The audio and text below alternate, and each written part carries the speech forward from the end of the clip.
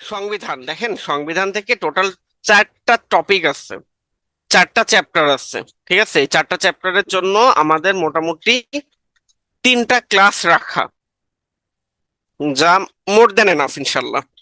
3টা ক্লাস মোর than enough.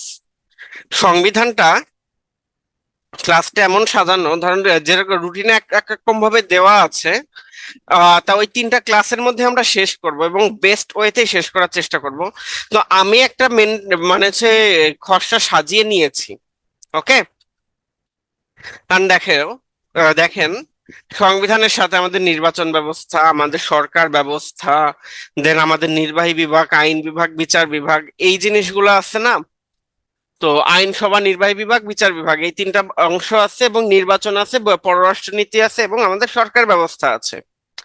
তো আমি প্ল্যান করেছি যে এগুলো সবই সংবিধানের সাথে একেবারে ইকুইভ্যালেন্ট রিলেভেন্ট। আপনাকে এইগুলোর আনসার করতে গেলে আপনাকে সংবিধানের রেফারেন্স নিতে হবে, এবং নিতে হবে বাধ্যতামূলক তা না, বাট এগুলো রেফারেন্স নিয়ে আপনি সুন্দরভাবে আনসারটা গুছাই লিখতে পারবেন এবং ম্যাক্সিমাম মার্ক ক্যারি করতে পারবেন। কারণ আমাদের এই পররাষ্ট্রনীতি, আপনি একটা জিনিস জানেন, বাংলাদেশের যে কোনো আইনের যদি আপনি হচ্ছে গুরুত্বের ক্যাটাগরি করেন, তাহলে সবার আগে আসবে সংবিধান, এবং বাংলাদেশের পররাষ্ট্রনীতি, বাংলাদেশের সরকার ব্যবস্থা, নির্বাহী বিভাগ, বিচার বিভাগ, এবং আপনার হচ্ছে ওই সংসদীয় ব্যবস্থা। এইগুলা তো একটাও আইন ছাড়া চলে না, এবং এইগুলো যে আইন দিয়ে বা যে বিধি প্রবিধি দিয়ে চলে, সেগুলো সবই সংবিধানের সাথে সামঞ্জস্যপূর্ণ।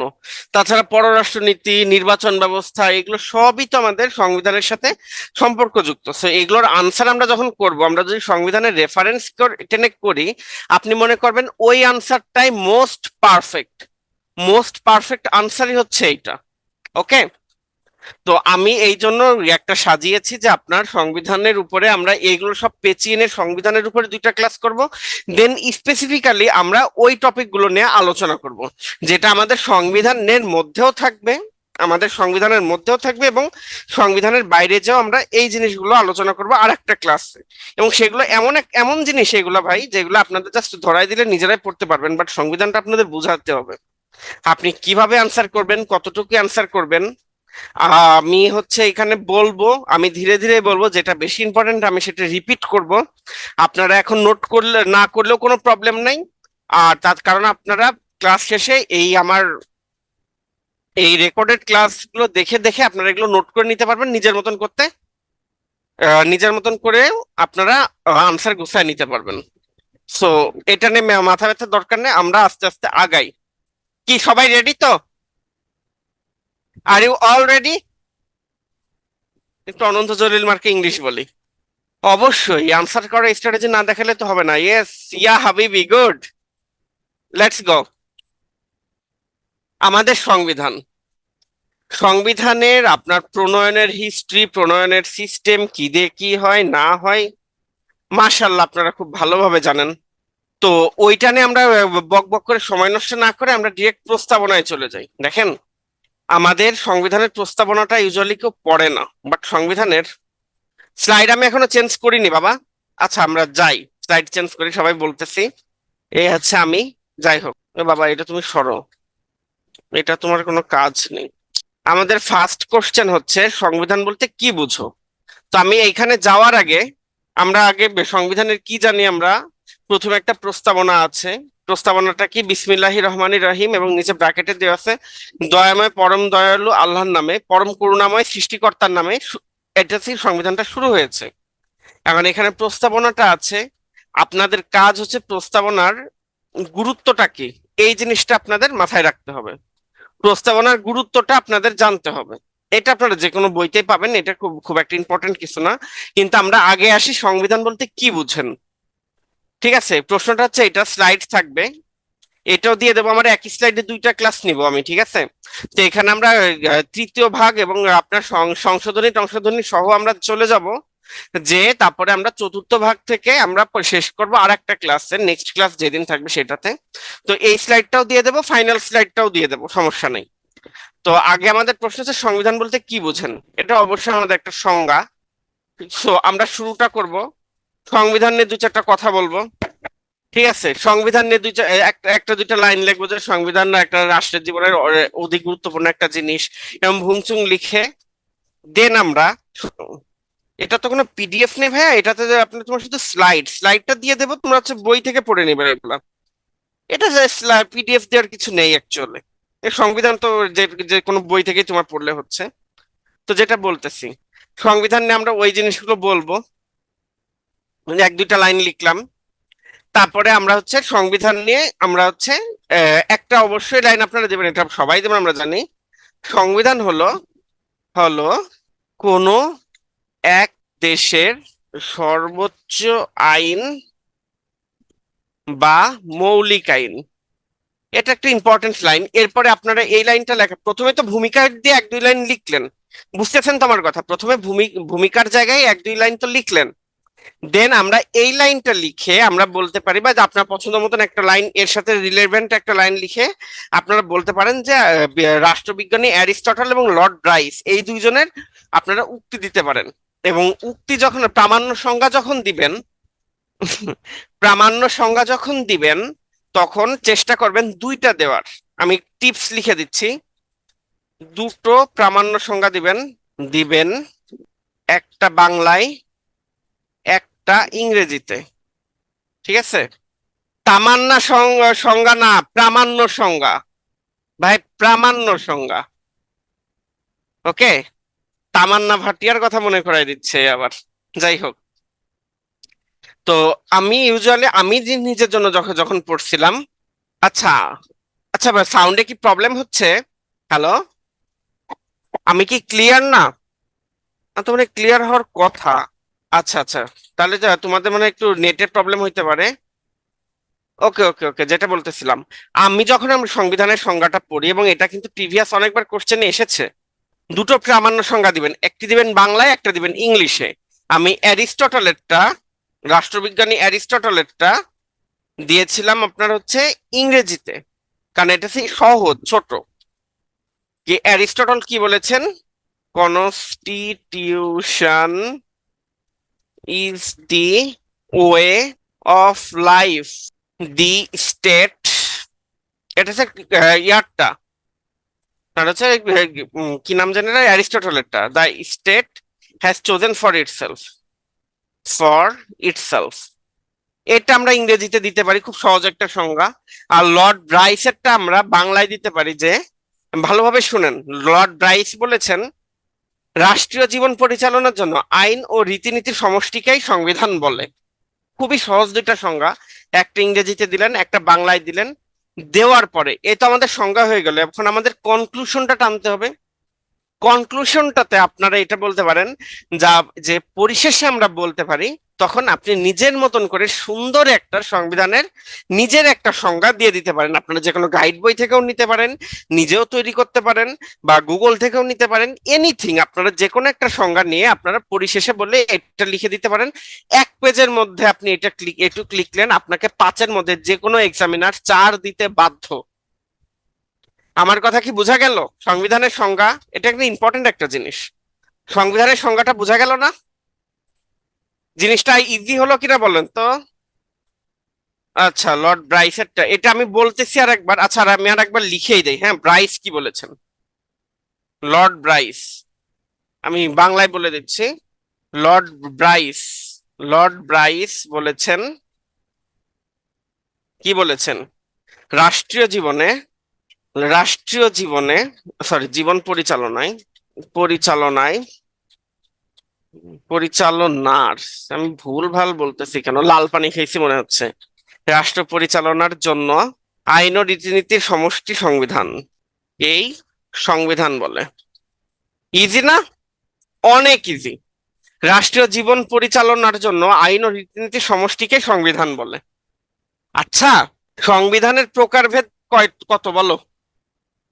সংবিধানের প্রকারভেদ আমরা দুই রকম ভাবে প্রকার করতে পারি। একটা হচ্ছে আচ্ছা, প্রকার মানে হচ্ছে লিখিতের ব্যাপারে আমি বলি, শোনো, যদি লিখিত ব্যাপারে তোমরা বলতে যাও, তাহলে সংবিধানের প্রকারভেদ দুই প্রকার, একটা হচ্ছে লিখিত সংবিধান আর একটা হচ্ছে অলিখিত সংবিধান। আর যদি পরিবর্তনের ভিত্তিতে বলো, তাহলে সেখানেও আবার সংবিধান দুই প্রকার, একটা সুপরিবর্তনীয়, একটা হচ্ছে দুষ্পরিবর্তনীয়। এবার আমি বলি লিখিত সংবিধান কাকে বলে, আমি বলে যাচ্ছি তোমরা শুনো। Yes, good. ডক্টর দিগন্ত লাল পানি খেলো, ভালো কাজ করো। লিখিত সংবিধান যে সংবিধানের শাসন ব্যবস্থা সম্পর্কিত মৌলিক নীতিসমূহের অধিকাংশ লিখিত থাকে তাকে লিখিত সংবিধান বলে। এর অন্যতম বৈশিষ্ট্য হচ্ছে বিশেষ দিনে বিশেষ কর্তৃপক্ষ কর্তৃক পাশ করা হয়ে থাকে। এই জিনিসটা নোট করে রাখবা, এটা ম্যাক্সিমাম জায়গায় তোমরা জানবা না, বা অনেকেও জানো, অনেকে নাও, দু একজন নাও জানতে পারো, যে লিখিত সংবিধানের অন্যতম বৈশিষ্ট্য হচ্ছে এটা বিশেষ কোনো দিনে বিশেষ কোনো কর্তৃপক্ষ কর্তৃক পাশ করা বা গৃহীত হয়। ব্যাপারটা ক্লিয়ার? আর অলিখিত সংবিধানে অবশ্যই এটা ওরকম কোনো ডকুমেন্ট আকারে থাকবে না, এবং এটা বিশেষ কোনো দিনে পাশ করা হয় না। বোঝা গেল? এটা কোনো বিশেষ মানে অলিখিত সংবিধান এবং লিখিত সংবিধানের মধ্যে বেসিক পার্থক্য সবাই হলো যে একটাতে ডকুমেন্টেড থাকে আর একটাতে নন ডকুমেন্টেড থাকে। আচ্ছা, আমরা যে জানি অলিখিত সংবিধান ব্রিটিশ সংবিধান, তোমার কি মনে হয় যে ব্রিটিশ সংবিধানের কোনো লিখিত না, কিন্তু তার যে রীতিনীতিগুলো সেখানে নন ডকুমেন্ট অবস্থায় আছে, মানে কোনো ডকুমেন্ট নেই তার? এটা কি তোমার বিশ্বাস হয়? না। বাট ব্রিটেনের সংবিধান তো অলিখিত কেন? কারণ এটা কোনো বিশেষ কোনো কর্তৃপক্ষ কর্তৃক বিশেষ কোনো দিনে গৃহীত হয়নি। আর আমাদের সংবিধানটা কেন লিখিত? কারণ এটা স্যার একে তো ডকুমেন্টেড আকারে আছে, এবং দ্বিতীয়ত এটা আমাদের সংসদ দ্বারা 1972 সালে 16ই ডিসেম্বর সংসদ দ্বারা গৃহীত হয়েছে। সো এই জন্য আমাদের এটা লিখিত সংবিধান। আর পরিবর্তনের ভিত্তিতে সংবিধান হচ্ছে দুই প্রকার, একটা হচ্ছে সুপরিবর্তনীয় আর একটি হচ্ছে দুষ্পরিবর্তনীয়। সুপরিবর্তনীয় সংবিধান কোনটা? যে সংবিধানকে সাধারণত আইন প্রণয়ন পদ্ধতির সাহায্যে পরিবর্তন করা যায় না তাকে সুপরিবর্তন সরি পরিবর্তন, আমি একটু ভুল বলছি, sorry for my mistake, pardon me.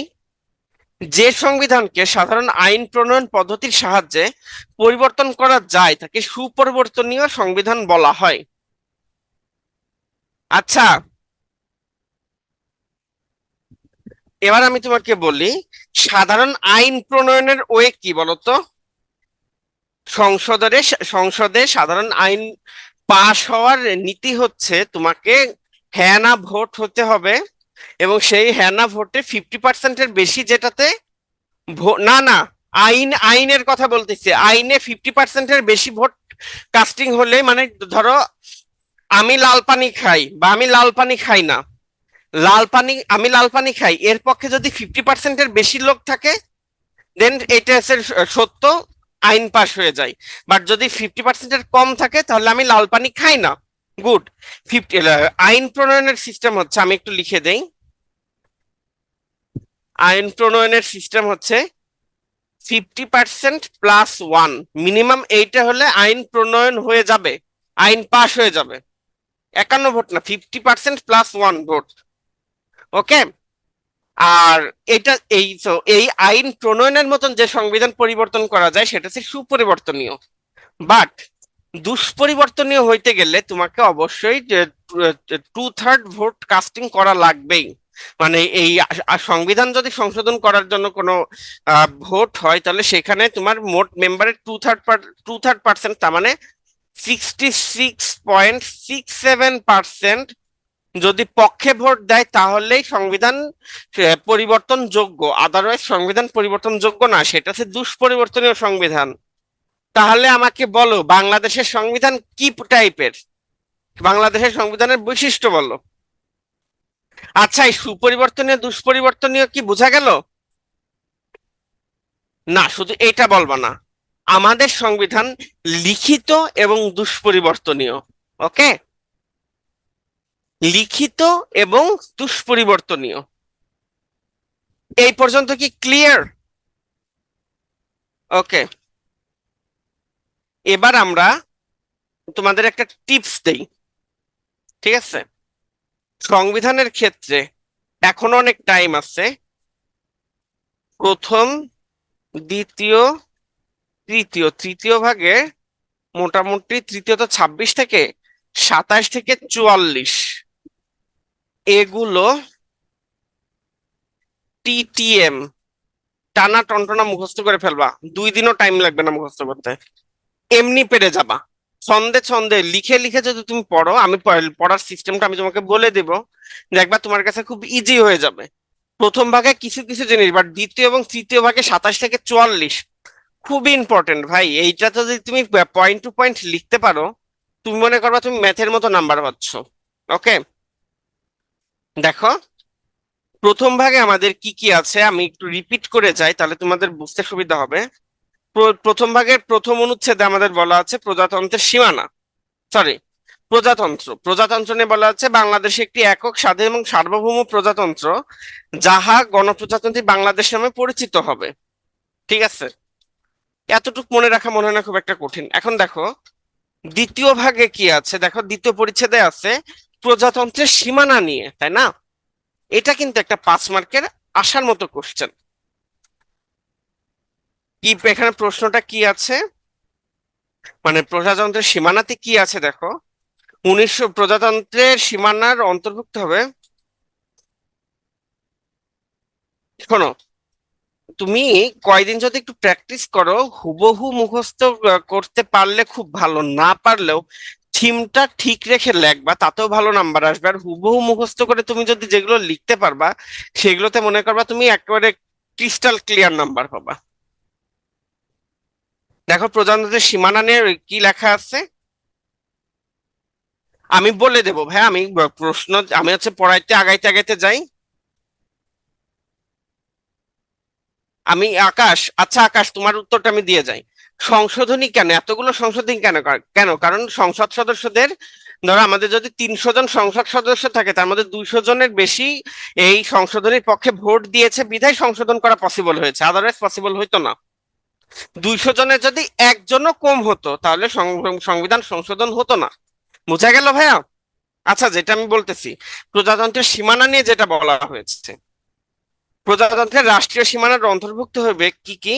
কতে বলা আছে 1971 খ্রিস্টাব্দের মার্চ মাসের 26 তারিখে স্বাধীনতার ঘোষণার অব্যাহতি পূর্বে যে সকল এলাকা লইয়া পূর্ব পাকিস্তান গঠিত হয়েছিল এবং সংবিধানের সংবিধান আইন মানে 3য় সংশোধনীতে আছে 1974-এর অন্তর্ভুক্ত এলাকা বলে উল্লেখিত এলাকা, কিন্তু উক্ত আইন বহির্ভূত কোনো এলাকা বলে উল্লেখিত এলাকা তদ বহির্ভূত, এবং যে সকল এলাকা পরবর্তীকালে বাংলাদেশের সীমানায় অন্তর্ভুক্ত হইবে। অর্থাৎ মানে সহজ বাংলায় বললে, আমাদের স্বাধীন হওয়ার আগে পূর্ব পাকিস্তানের যে সীমানা ছিল, এবং সংবিধানের 3য় সংশোধনীর মাধ্যমে আরো যে এলাকাটুকু আমাদের সাথে যুক্ত হয়েছে সেইটুকু আমাদের সীমানা। এবং আর একটা অপশন রাখা হয়েছে, পরবর্তীতে যদি আমাদের দেশের সাথে কোনো এক্সট্রা অংশ যুক্ত হয়, লাইক ধরো আমরা, কথার কথা, আমরা কলকাতার কোনো একটা অংশ আমরা দখল করে নিলাম, সেটাও সংবিধান অনুযায়ী আমাদের এর সীমানার সাথে অন্তর্ভুক্ত হবে। তো এটা হচ্ছে 2 এর ক এবং খ ভাগ। রাষ্ট্রধর্ম, ঠিক আছে। রাষ্ট্রধর্ম, দেখো রাষ্ট্রধর্মতে আমরা কি লিখি, রাষ্ট্রধর্ম তো 2 এর ক, তাই না? ওনারা সংরক্ষিত ভাই, ওনাদের ওটা হচ্ছে পাপেট, ওনারা হচ্ছে পাপেট। আচ্ছা, আমি তোমাদেরকে যেটা বলি, তুমি বলো তো রাষ্ট্রধর্ম আমরা কি লিখি, 2 এর ক এরকম লিখি না? বলো তো, এভাবে লিখি কিনা বলো? হ্যাঁ বা না, হ্যাঁ না ভোট দাও। এভাবে আর লেখা যাবে না, লেখবা 2 এর ক, এতটুকু, কোনো দাড়ি বা এরকম ব্রাকেট না, 2 এর ক। ঠিক এখানে একটা ফোঁটা দিবা, ফুল স্টপ দিবা, ঠিক এভাবে হবে। ওকে, গেল। এখানে রাষ্ট্রধর্ম বিষয়ে বলা আছে, 3-এ আছে প্রজাতন্ত্রের ভাষা হবে বাংলা, 4-এ জাতীয় সঙ্গীত খুব ইম্পর্টেন্ট। দেখো 4-এর বিষয়টা তোমাদের একটু দেখাই। আচ্ছা, মৌলিক অধিকার মানবাধিকার আমি একটু পরে আসতেছি, এটা পরের কোশ্চেন। এখানে আমি আর একটু লিখে দেখাই, নোট নিয়ে রাখি, দরকার পরে কাটছাট করা যাবে। দেখো 4-এ কি আছে, 4-এ এরকম দিয়ে আছে, 4-এর 1, 2, 3, 4, এরকম ভাবে তুমি লিখলে, 4-এর 1 2 3 4 এরকম ভাবে লিখলা। বাট জাতির পিতার প্রতিকৃতি নিয়ে যেটা লেখা আছে এই জিনিসটা লিখবা 4-এর ক। বুঝতে পারলা? এটা কি বোঝা গেল? 4 নাম্বার অনুচ্ছেদটা অত্যন্ত ইম্পর্টেন্ট। 4 নাম্বার অনুচ্ছেদটা পুরোটা মুখস্থ করে ফেলবা। হ্যাঁ, সংখ্যা থাকলে ব্র্যাকেট দিয়ে লিখতে হবে, লেখা যাবে না, ব্র্যাকেট দিয়েই লিখতে হবে। আর যদি তোমার এই ক খ গ ঘ এরকম থাকে তাহলে তোমাকে 4-এর ক লিখতে হবে। এটার কারণ কি জানতে চাও? মজার একটা কারণ আছে। হ্যাঁ, মজার একটা কারণ আছে, এই জন্য এভাবে লিখতে হয়। জানতে চাও নাকি বলো? আচ্ছা, কেউ জানতে চায় না, আমরা সামনে আগাই। এরপরে রাজধানী আছে। আচ্ছা, যেটা বলতেছি, এই যে 4-এর ক বা এর ক, তার ক, খ এরকম কিছু আসে না, এইটার ব্যাপার হচ্ছে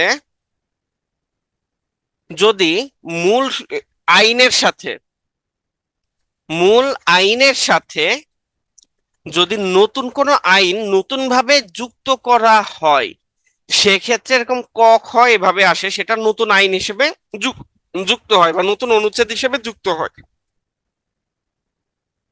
কিন্তু নতুন না হলে, মানে তোমার মাদার যেটা থাকে তার সাথে নতুন কিছু অ্যাড হলে এরকম ক খ হিসেবে কোন কোন অনুচ্ছেদের সাথে যুক্ত করে। তাছাড়া কোনো ক্ষেত্রে এরকম ক খ তুমি পাবা না। যেখানে তুমি ক খ এগুলো পাবা, তুমি জানবা যে আগে যে প্রাচীন আইনটা ছিল তার সাথে নতুন কিছু অ্যাড হয়েছে বিধায় এরকম 4-এর ক বা 7-এর খ এই টাইপের আসছে।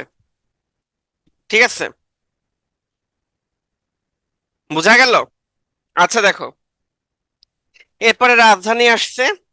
রাজধানী গেল। নাগরিকত্বটা ইম্পর্টেন্ট জিনিস। নাগরিকত্বের 6-এর 1-এ বলা আছে বাংলাদেশের নাগরিকত্ব আইন দ্বারা নির্ধারিত এবং নিয়ন্ত্রিত হইবে।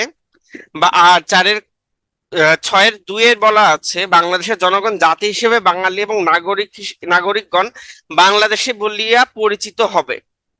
ওকে, এই নাগরিকত্ব নিয়ে কিন্তু প্রশ্ন আসছে যে বাংলাদেশের নাগরিকত্ব নিয়ে কি কি বলা আছে সংবিধানে, তখন কিন্তু তোমাকে 6 নম্বর অনুচ্ছেদটা বলতেই হবে।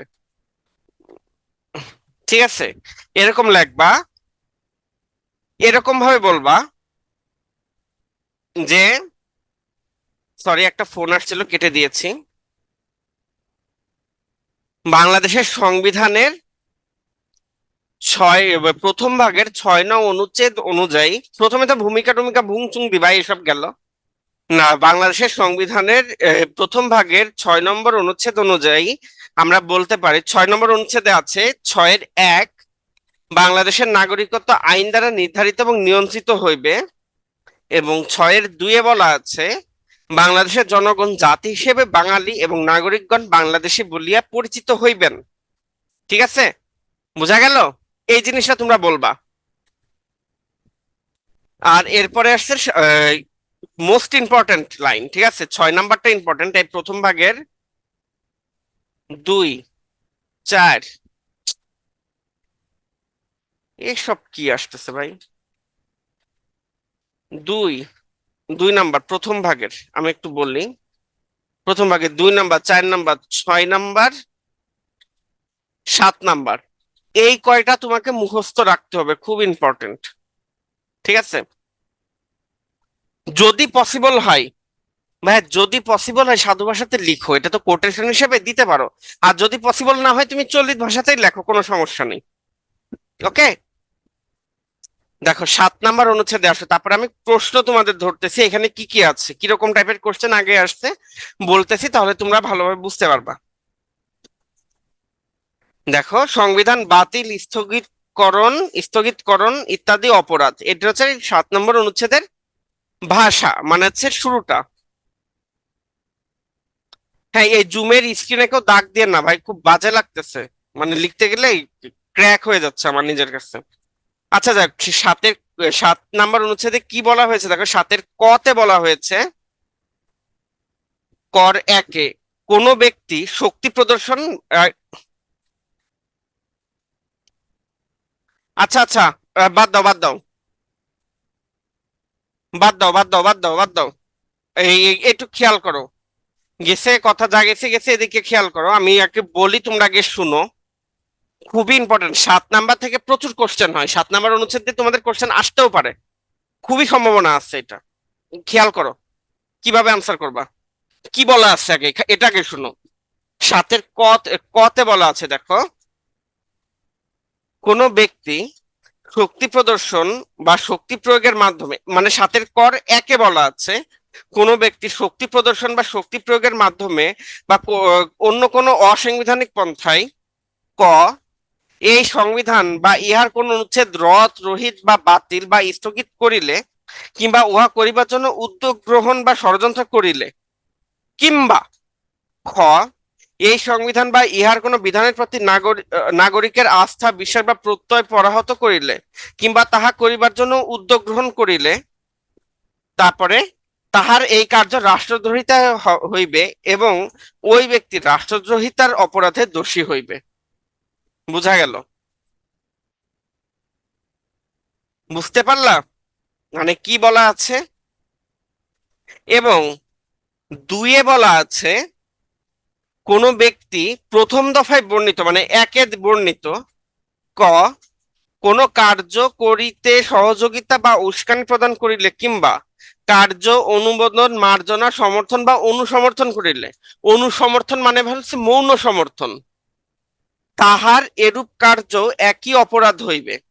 এবং তিনে বলা আছে এই অনুচ্ছেদে বর্ণিত অপরাধে দোষী ব্যক্তি প্রচলিত আইনের অন্যান্য অপরাধের জন্য নির্ধারিত দণ্ডের মাধ্যমে মধ্যে সর্বোচ্চ দণ্ডে দণ্ডিত হইবে। তার মানে সংবিধান নিয়ে কেউ যদি ইয়ার্কি ফাজলামি করে, তার মানে তার ক্যাপিটাল পানিশমেন্ট হবে, কোনো মাপ নেই এর। এটা কি বোঝা গেল? এবং সংবিধানের, আচ্ছা স্ক্রিন চেঞ্জ করিনি ভাই, একটু ধৈর্য ধরো। সংবিধানের মৌলিক বিষয়াবলী সংশোধন অযোগ্য, সাতের খ। এটা সাতের ক্ষয়ে বলা হয়েছে সংবিধানের 142 নং অনুচ্ছেদে যাহা কিছুই থাকুক না কেন, সংবিধানের প্রস্তাবনা প্রথম ভাগের সকল অনুচ্ছেদ, দ্বিতীয় ভাগের সকল অনুচ্ছেদ, নবম ক ভাগের বর্ণিত অনুচ্ছেদ সমূহের বিধানাবলী সাপেক্ষে তৃতীয় ভাগের সকল অনুচ্ছেদ এবং একাদশ ভাগের 150 নং অনুচ্ছেদ সহ সংবিধানের অন্যান্য মৌলিক কাঠামো সংক্রান্ত অনুচ্ছেদ সমূহের বিধানাবলী সংযোজন, পরিবর্তন, প্রতিস্থাপন, রহিতকরণ কিংবা অন্য কোনো পন্থায় সংশোধন অযোগ্য হইবে। একদম এইগুলো টিটিএম দিয়ে দিবা, টানা টনটনা মুখস্থ। কি? টিটিএম, টানা টনটনা মুখস্থ করে ফেলবা। আচ্ছা, এই পর্যন্ত প্রথম ভাগটা আমরা আলোচনা করলাম, এই পর্যন্ত কি তোমাদের ক্লিয়ার? বলতো। তাহলে আমরা এর কোশ্চেন গুলো আলোচনা করবো, এখন আমরা একটু দেখতে দেখতে যাব। দেখো, আচ্ছা বাংলাদেশ সংবিধানের কোন ভার্সনটি অনুসরণ করা হয়? এটা আমি সংবিধান, এটা আমার জানা নেই যে মৃত্যুদণ্ড কিনা। একদিনে কে মুখস্থ করতে বলছে? এটা কন্টিনিউয়াস প্রসেসে ভাই, আমরা তো করছি, আমরা করেছি তো, তোমরা কেন পারবা না? অবশ্যই পারবা, কোনো সমস্যা নেই। হুবহু না হলে একটু চেঞ্জ করবা, তখন তোমরা একবার সংবিধানের মতন লিখতে না যে বলবা যে সংবিধানের এত অনুচ্ছেদ, এত ভাগের এত নম্বর অনুচ্ছেদে বলা আছে বলে এরকম, তোমার হচ্ছে ইনভার্টেড কমার মধ্যে না দিয়ে তোমরা জেনারেলি লিখবা, এটা কিন্তু ভিজুয়ালাইজ হয় যেন। আচ্ছা সংবিধানের কোন ভার্সনটা আমরা এখন পড়ি বলো তো, বা ফলো করি, বলতে পারবা? 72। ইয়েস। দেখো এখানে বিভিন্ন বইতে বিভিন্ন রকম লেখা থাকে, তোমার হচ্ছে ইয়ে থাকে, তোমার হচ্ছে কেউ বলে যে আমরা এই বাংলা ভার্সন ব্যবহার করি, কেউ ইংরেজি ভার্সন, এইসব নিয়ে বহুত কন্ট্রোভার্সি আছে। বাট আমি কিন্তু নিজে খাতায় লিখে আসছিলাম, তো আমরা হচ্ছে 72-এর ভার্সনটা, মানে মেন ভার্সনটাই ফলো করি। এর পিছনে তোমার তোমার হচ্ছে যে সব পঞ্চদশ সংশোধনীটা বলে দেই। গুড, 72-এর সংবিধানটাই পড়বা। এটা আমি কিভাবে আনসার করবো আমি তোমাদের আজকের ক্লাসের শেষের দিকে বলে দিব। তারপরে তোমাদের কোশ্চেন আসছে তোমার সংবিধানের রাষ্ট্র ধর্ম সম্পর্কিত বিধান কি, এটা যে দ্বিতীয় ভাগের জিনিস গেল। আচ্ছা সংবিধানের প্রাধান্য বলতে কিন্তু তোমার সাতের কয়ের 1 এবং 2 এবং 3, তিনটাই তোমাদের লিখতে হবে। তোমাদের সামনে কি সংবিধানের বই আছে? সংবিধানের বইটা থাকলে তুমি একটু মানে ওই প্রথম ভাগটা একটু বের করো, ঠিক আছে? সাতের কতে যেটা বলা আছে, সাতের কর পুরো অংশটুকু তোমাদের লিখতে হবে, সাতের কর 1, 2, 3 সবই লিখতে হবে। আচ্ছা যেটাই থাকুক সমস্যা নেই, তোমার সংবিধান তো এটা তুমি রাস্তায় মানে বট পাতায় লিখলেও তো একই জিনিসই থাকবে। আচ্ছা সামনে থাকলে একটু বের করো। সাতের কর দেখো, 1 2 3 যা আছে এই জিনিসটা কিন্তু তোমাদের অবশ্যই লিখতে হবে, যে সংবিধানের প্রাধান্য বলতে কি বোঝায়, অনুচ্ছেদের উল্লেখপূর্বক বর্ণনা করুন। এটাই হচ্ছে তোমার এর আনসার। এর মধ্যে তুমি ভূমিকা উপসংহার এক লাইন এক লাইন করে লিখলে, কিন্তু তোমাদের মেন এই জিনিসটাই তোমাদের লিখতে হবে। বুঝলাম। দেখো এই প্রশ্ন আসছে, তারপরে 28 BCS আমরা দেখছি কি প্রশ্ন আসছে। সংবিধানের আলোকে বাংলাদেশের নাগরিকত্ব সম্পর্কে লিখুন। এই যে 6 নম্বর অনুচ্ছেদটা, 6-1 2 লিখে দিবা। শেষ প্রথমেই ওই যে ভুং চুং কিছু একটা জিনিস দিবা, সব দিয়ে তোমরা এটা লিখবা। আচ্ছা, আর একটা ইম্পর্টেন্ট জিনিস তোমাদের কিন্তু বলা হয়নি, মানে আলোচনা আমি ভুল করে ফেলছি, লেখা হয়নি, আমি তোমাদের বলে যাচ্ছি, একটু মাথায় রাখো। ইসে প্রজাতন্ত্রের ইম্পর্টেন্ট একটা কোশ্চেন, এটা বহুবার আসছে, আমি কোশ্চেনটা লিখি। পুরো স্ক্রিনে কে যেন দাগ দিয়ে দিচ্ছে, আল্লাহ এই কেমন দেখা যাচ্ছে, বিচ্ছিরি দেখা যাচ্ছে এটা। প্রজাতন্ত্রের সকল ক্ষমতার মালিক জনগণ। বাংলাদেশের সংবিধান অনুসারে সংশ্লিষ্ট অনুচ্ছেদটি ব্যাখ্যা করুন। এই কোশ্চেনটা এটা গেল। এইখানে তোমাদের অবশ্যই লিখতে হবে সঙ্গে 7-1 2। দেখবো 7 নম্বর অনুচ্ছেদের 1 2, এই দুইটা তোমাদের লিখতে হবে। ঠিক আছে। 7-1 কি বলা হয়েছে দেখো, প্রজাতন্ত্রের সকল ক্ষমতার মালিক জনগণ এবং জনগণের পক্ষে এই ক্ষমতার প্রয়োগ কেবল এই সংবিধানের অধীনে এবং কর্তৃত্বে কার্যকর হইবে। এবং 7-2 বলা হয়েছে, জনগণের অভিপ্রায়ের পরম অভিব্যক্তি রূপে এই সংবিধান প্রজাতন্ত্রের সর্বোচ্চ আইন, এবং কোন আইন যদি এই সংবিধানের সহিত অসামঞ্জস্য হয় তাহলে সেই আইন যতখানি অসামঞ্জস্যপূর্ণ ততখানি বাতিল হইবে। আচ্ছা, এই 7-2 এই অংশটা কিন্তু আমাদের সংবিধানের এই যে একটা কোশ্চেন বললাম না যে প্রাধান্য, এর মধ্যেও কিন্তু এই জিনিসটা তোমাকে দিতে হবে। ঠিক আছে। তো এরকম ভাবে তোমরা আনসার করবা। আচ্ছা তোমরা কি প্রথম অনুচ্ছেদটা কি বুঝতে পারছো বলো তো? এখন তোমরা নিজেরা পড়লে বুঝতে পারবা না, বলো তো? নিজেরা পড়লে পারা যাবে না। তোমাদের কিন্তু এরকম ভাবে পড়তে হবে, তাহলে সংবিধানে তোমরা বেস্ট নাম্বারটা ক্যারি করতে পারবা ইনশাল্লাহ। ওকে। তো এবার আমরা আসবো দ্বিতীয় ভাগে। তো পানি খাইতে গেলে পানি খেয়ে নাও, লাল পানি বাদে। তো পানি টানি খেয়ে নাও। আরেফিন ভাই, ভাই যে ক্লাসটা নেই, গুড, সমাজ গয়া, পাগলি সমাজ গেই। আচ্ছা দ্বিতীয় বিভাগ 8 থেকে 25, প্রতিটা অনুচ্ছেদের অন্তত হেডিংটা মুখস্থ রাখতে হবে। ঠিক আছে। 8 থেকে 25 সিরিয়াল ধরে মুখস্থ রাখতে হবে, আমার নিজেরও মুখস্থ আছে। ঠিক আছে। তার মধ্যে কোনগুলো তোমাদের একটু বেশি বেশি মুখস্থ করতে হবে সেটা আমি তোমাদের বলে দেব, কোনো সমস্যা নেই। আমরা দ্বিতীয় ভাগটা পড়তে গেলে দেখি যে দ্বিতীয় ভাগে প্রথম অনুচ্ছেদটা হচ্ছে 8 নম্বর অনুচ্ছেদ, মূলনীতি সমূহ। সরি, মূলনীতি সমূহ এখানে বলা আছে কি কি: জাতীয়তাবাদ, সমাজতন্ত্র, গণতন্ত্র, ধর্মনিরপেক্ষতা। এই নীতিসমূহ এবং তৎসহ এই নীতিসমূহের হইতে উদ্ভূত এই ভাগে বর্ণিত সকল অন্য সকল নীতি রাষ্ট্র পরিচালনার মূল নীতি বলিয়া পরিগণিত হইবে। এটা 8-1 আছে, কিন্তু এই লাইনটা হচ্ছে মোস্ট ইম্পর্টেন্ট লাইন। ঠিক আছে। আর এরপরে 8-2 বলা হচ্ছে, এই ভাগে বর্ণিত নীতিসমূহ বাংলাদেশ পরিচালনার মূল সূত্র হইবে। আইন প্রণয়ন কালে রাষ্ট্র তাহা প্রয়োগ করিবে এবং সংবিধান এবং বাংলাদেশের অন্যান্য আইনের ব্যাখ্যাদানের ক্ষেত্রে তাহার নির্দেশক হইবে এবং তাহা রাষ্ট্র এবং নাগরিকদের কার্যের ভিত্তি হইবে। তবে এই সকল নীতি আদালতের মাধ্যমে বলবৎ হইবে না। তার মানে আমাদের রাষ্ট্র পরিচালনার মূলনীতি অবশ্যই আদালত দ্বারা বলবৎ হইবে না। ওকে। এখন রাষ্ট্র পরিচালনার মূলনীতিতে আমরা প্রথমে কি দেখলাম? জাতীয়তাবাদ। 9 নম্বর অনুচ্ছেদে আছে জাতীয়তাবাদ। জাতীয়তাবাদ কি? ভাষাগত এবং সংস্কৃতিগত একক সত্তা বিশিষ্ট যে বাঙালি জাতি ঐক্যবদ্ধ এবং সংকল্পবদ্ধ সংগ্রাম করিয়া জাতির মুক্তিযুদ্ধের মাধ্যমে বাংলাদেশ স্বাধীনতা এবং সার্বভৌমত্ব অর্জন করিয়াছেন, সে বাঙালি জাতির ঐক্য এবং সংহতি হইবে বাংলাদেশ বাঙালি জাতীয়তাবাদের ভিত্তি। তার মানে জাতীয়তাবাদ আমাদের একটা মূল ভিত্তি। এবারে সমাজতন্ত্র এবং শোষণ মুক্তি, তার মানে কি, মানুষের উপর মানুষের শোষণ হইতে মুক্ত ন্যায়ানুগ ও সাম্যবাদী সমাজ লাভ নিশ্চিত করিবার উদ্দেশ্যে সমাজতান্ত্রিক অর্থনৈতিক ব্যবস্থা প্রতিষ্ঠিত হইবে। তাহলে এখন এর পরের অনুচ্ছেদটা আছে গণতন্ত্র এবং মানবাধিকার। এইখানে বলা হয়েছে কি, প্রজাতন্ত্র হইবে এমন একটি গণতন্ত্র যেখানে মৌলিক মানবাধিকার এবং স্বাধীনতার নিশ্চয়তা থাকবে, মানবতার ভিত্তি এবং মূল্যের প্রতি শ্রদ্ধাবোধ নিশ্চিত হইবে, এবং প্রশাসনের সকল পর্যায়ে নির্বাচিত প্রতিনিধিদের মাধ্যমে জনগণের কার্যকর অংশগ্রহণ নিশ্চিত হইবে। এখন এই দুটা অনুচ্ছেদ দেখে তোমাদের একটা কোশ্চেন অ্যারাইজ হইতে পারে না, ভাই এখানে গণতন্ত্র বলা হয়েছে, আবার গণতন্ত্র বলা হয়েছে এবং সমাজতন্ত্র বলা হয়েছে, ব্যাপারটা কি? না, স্লাইড পরিবর্তন হয়নি।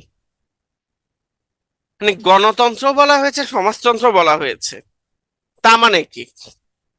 তার মানে আমাদের রাজনৈতিক ব্যবস্থাটা হবে অবশ্যই গণতান্ত্রিক রাজনৈতিক ব্যবস্থা, কিন্তু আমাদের দেশের ধনী গরিবের মধ্যে যে ব্যবধান, এই ব্যবধান তোমার মিটিগেট করার জন্য হলেও সরকার কিছুটা সমাজতান্ত্রিক অর্থনীতি ব্যবস্থা প্রণয়ন করবে। যেমন দরিদ্রের গ্যাপ নির্ধারণের জন্য তোমাদের হচ্ছে বিভিন্ন পে স্কেল ঘোষণা করতেছে, বা বাংলাদেশ সরকার বিভিন্ন রকমের সাহায্য সহযোগিতা করতেছে। এই ধরো এই ত্রাণ দিচ্ছে, এই অনুদান দিচ্ছে, এই ভাতা দিচ্ছে, এটা দিচ্ছে, ওটা দিচ্ছে। তো এইগুলো তোমাদের যতটুকু মনে থাকে রাখবা, কিন্তু এই হেডিং গুলো মনে রাখবা: মূলনীতি সমূহ জাতীয়তাবাদ, গণতন্ত্র এবং সমাজতন্ত্র এবং শোষণ মুক্তি, গণতন্ত্র এবং মানবাধিকার, এই জিনিসগুলো তোমাদের জাস্ট মনে রাখতে হবে। কিন্তু একটা অনুচ্ছেদ তোমাদের টানা মুখস্থ করতেই হবে, সেটা আচ্ছা আমরা একটু যাই। দেখো, এই যে সংবিধানের প্রাধান্য কিন্তু আমি অলরেডি আলোচনা করে ফেলেছি, শোনা হয়েছে। একটু যাইতে যাইতে থাকি। বাংলাদেশের রাষ্ট্র পরিচালনার মূলনীতি নিয়ে আমরা আলোচনা করতেছি, ঠিক আছে? ধর্মনিরপেক্ষতা, ধর্মনিরপেক্ষতাটা পুরো অনুচ্ছেদটা মুখস্থ করে ফেলবা।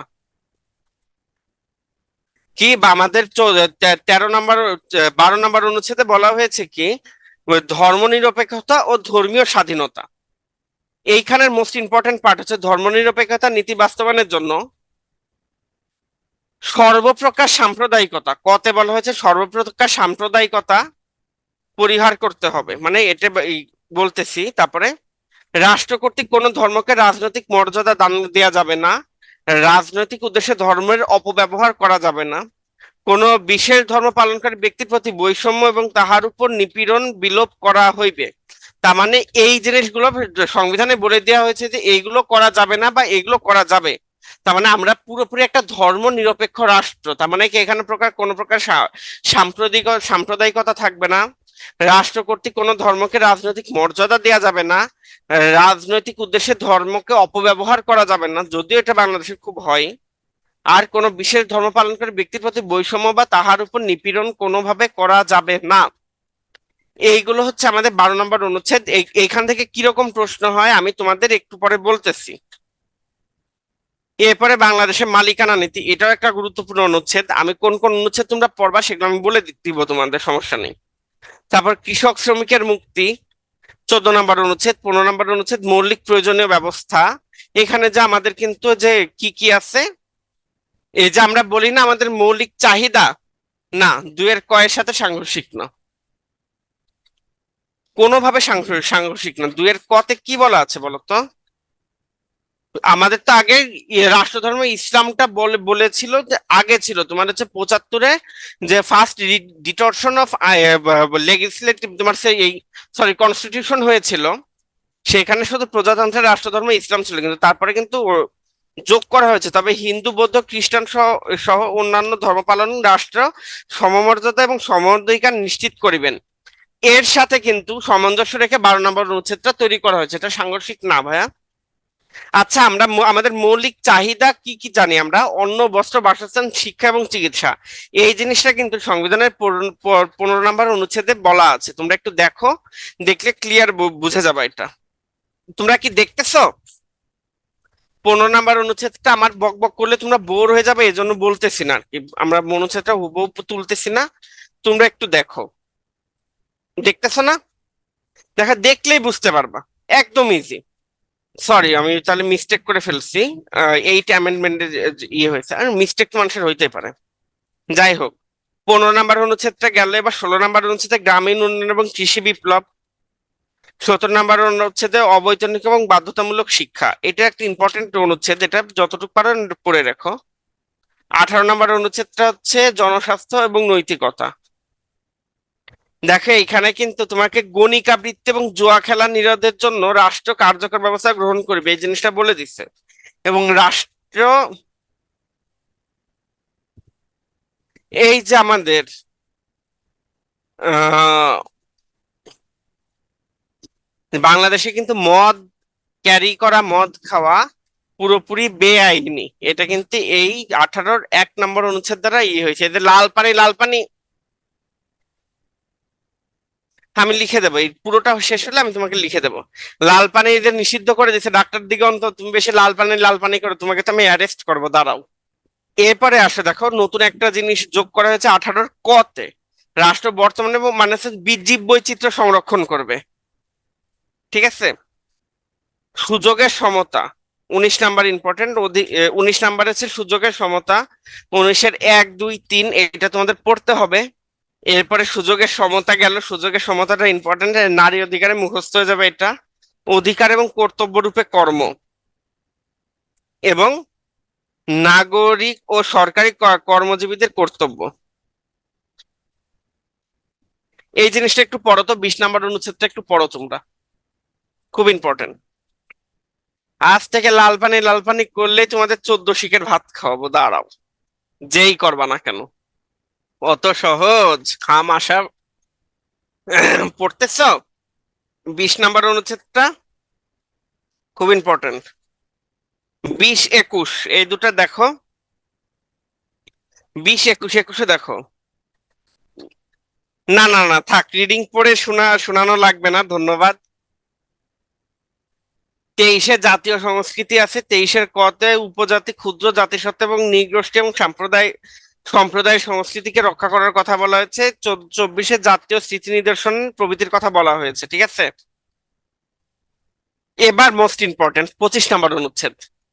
এই বাংলাদেশের পররাষ্ট্র নীতি যদি তোমাকে বলতে হয়, friendship towards all, malice towards none, friendship to all, malice towards none, এটা তো তোমাকে বলতেই হবে।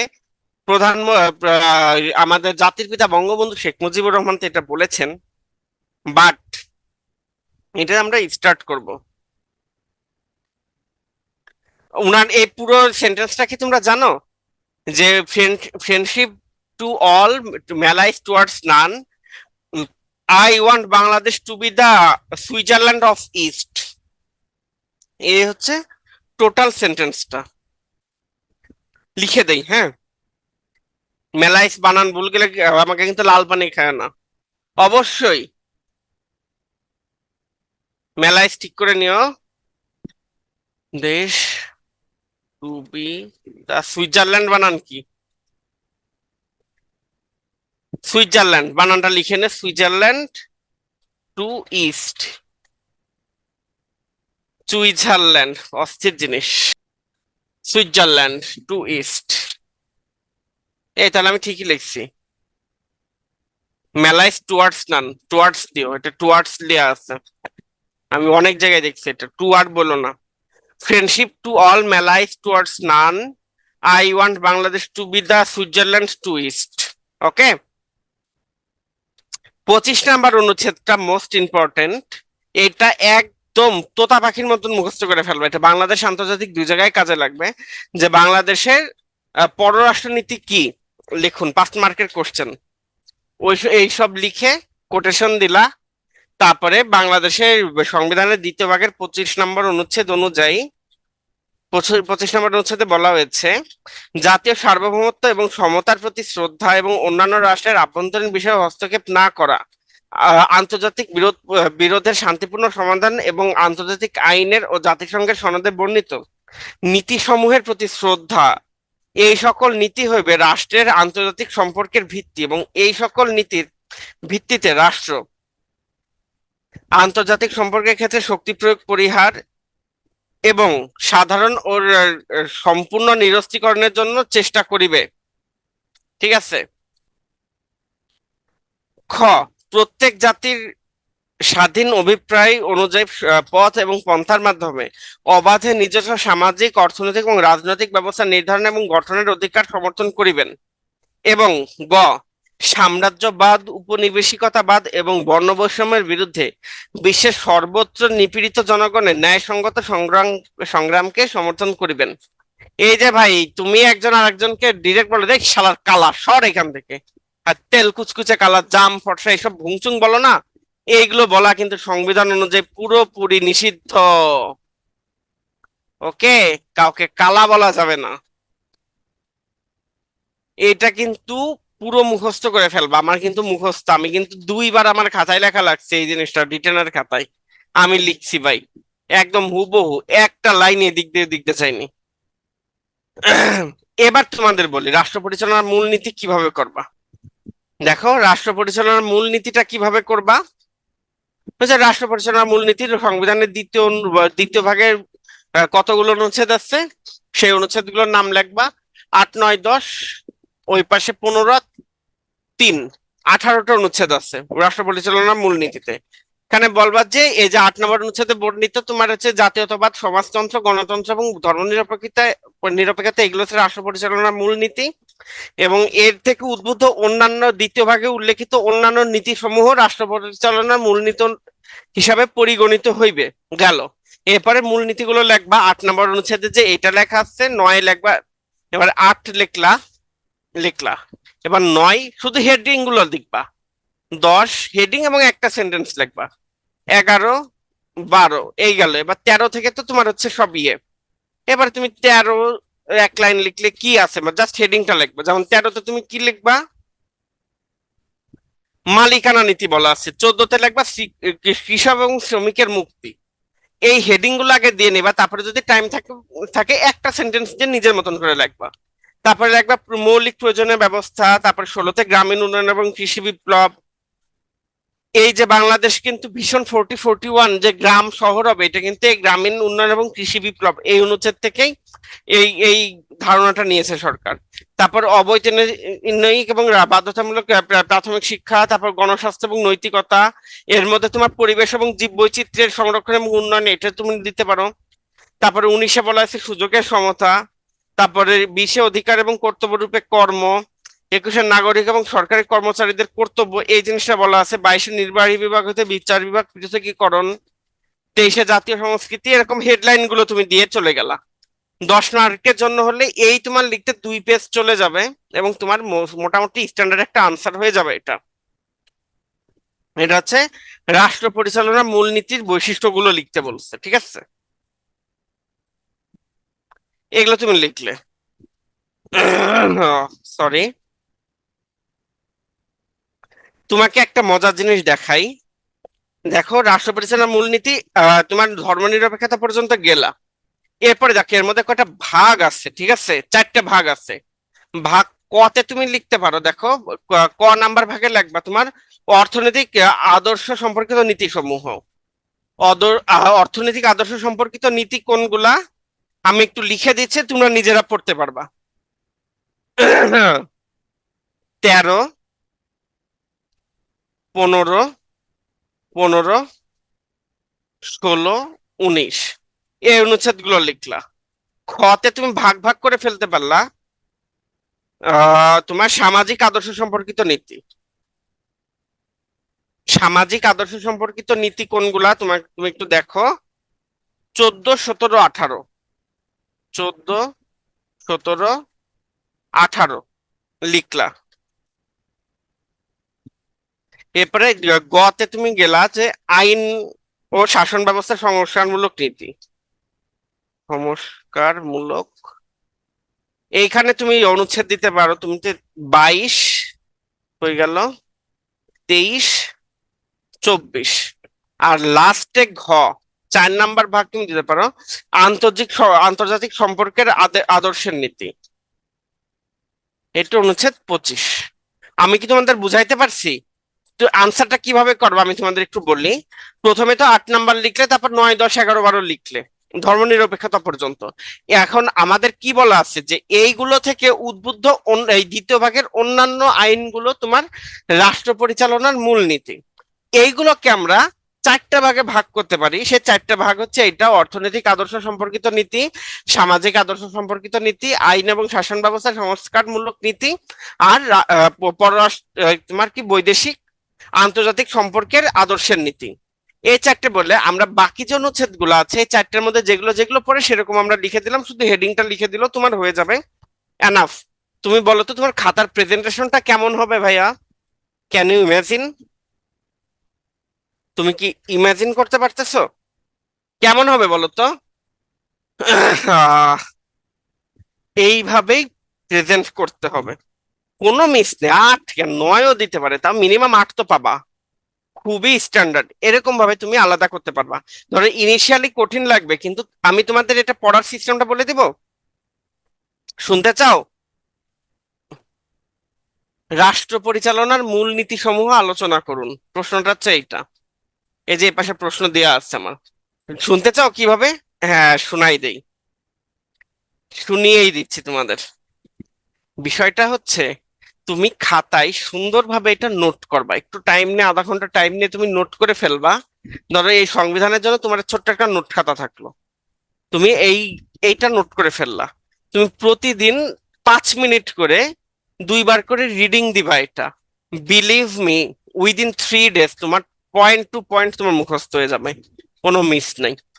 দেখো আমার কথা মিলাই দেখো, যদি না হয় নেক্সট মনে হয় 7 তারিখে তোমাদের সাথে সংবিধানের দ্বিতীয় ভাগের ক্লাস আছে আমার, মানে দ্বিতীয় ক্লাসটা আছে, আমি তোমাদের দেখাই দেবো কিভাবে এটা হয়। টেনশন লেনে কা নেহি। ওকে, দেখো এই এই দ্বিতীয় ভাগ থেকে আরো কি কি প্রশ্ন আসছে। বাংলাদেশের সংবিধানের ধর্মনিরপেক্ষতা সংক্রান্ত অনুচ্ছেদটি লিখুন, তার মানে 12 নাম্বার অনুচ্ছেদ আমরা লিখে দেব। সংবিধান, তারপরে আর একটা প্রশ্ন আছে, সংবিধানের আলোকে কৃষক শ্রমিকের মুক্তি সম্পর্কে লিখুন। আর এগুলো কি আলোচনার দরকার আছে? তোমরা এটা পারবা না এগুলো লিখতে বলো তো? তোমরাই বলো, তোমরা লিখতে পারবা না? এটা কি খুব কঠিন কিছু বলো তো? এই তো। তারপরে দেখো আর একটা কোশ্চেন বেশ কতবার আসছে দ্বিতীয় ভাগ থেকে, সুযোগের সমতা সম্পর্কিত অনুচ্ছেদটি লিখুন। এটি দ্বিতীয় ভাগের কত নম্বর অনুচ্ছেদ? 19, 19-এর 1, 2, 3। এগুলো তোমরা তো ইজিলি লিখতে পারবা। জাতীয় সংস্কৃতি সম্পর্কে সংবিধানে কি বলা আছে লিখে দেবা বিসমিল্লাহ বলে। গ্রামীণ উন্নয়ন এবং কৃষি বিপ্লব, এটা ভেরি ভেরি ইম্পর্টেন্ট। আমি তাহলে এই যে এইগুলোই মোটামুটি এই ভাগ থেকে তোমার কোশ্চেন আসে ইউজুয়ালি।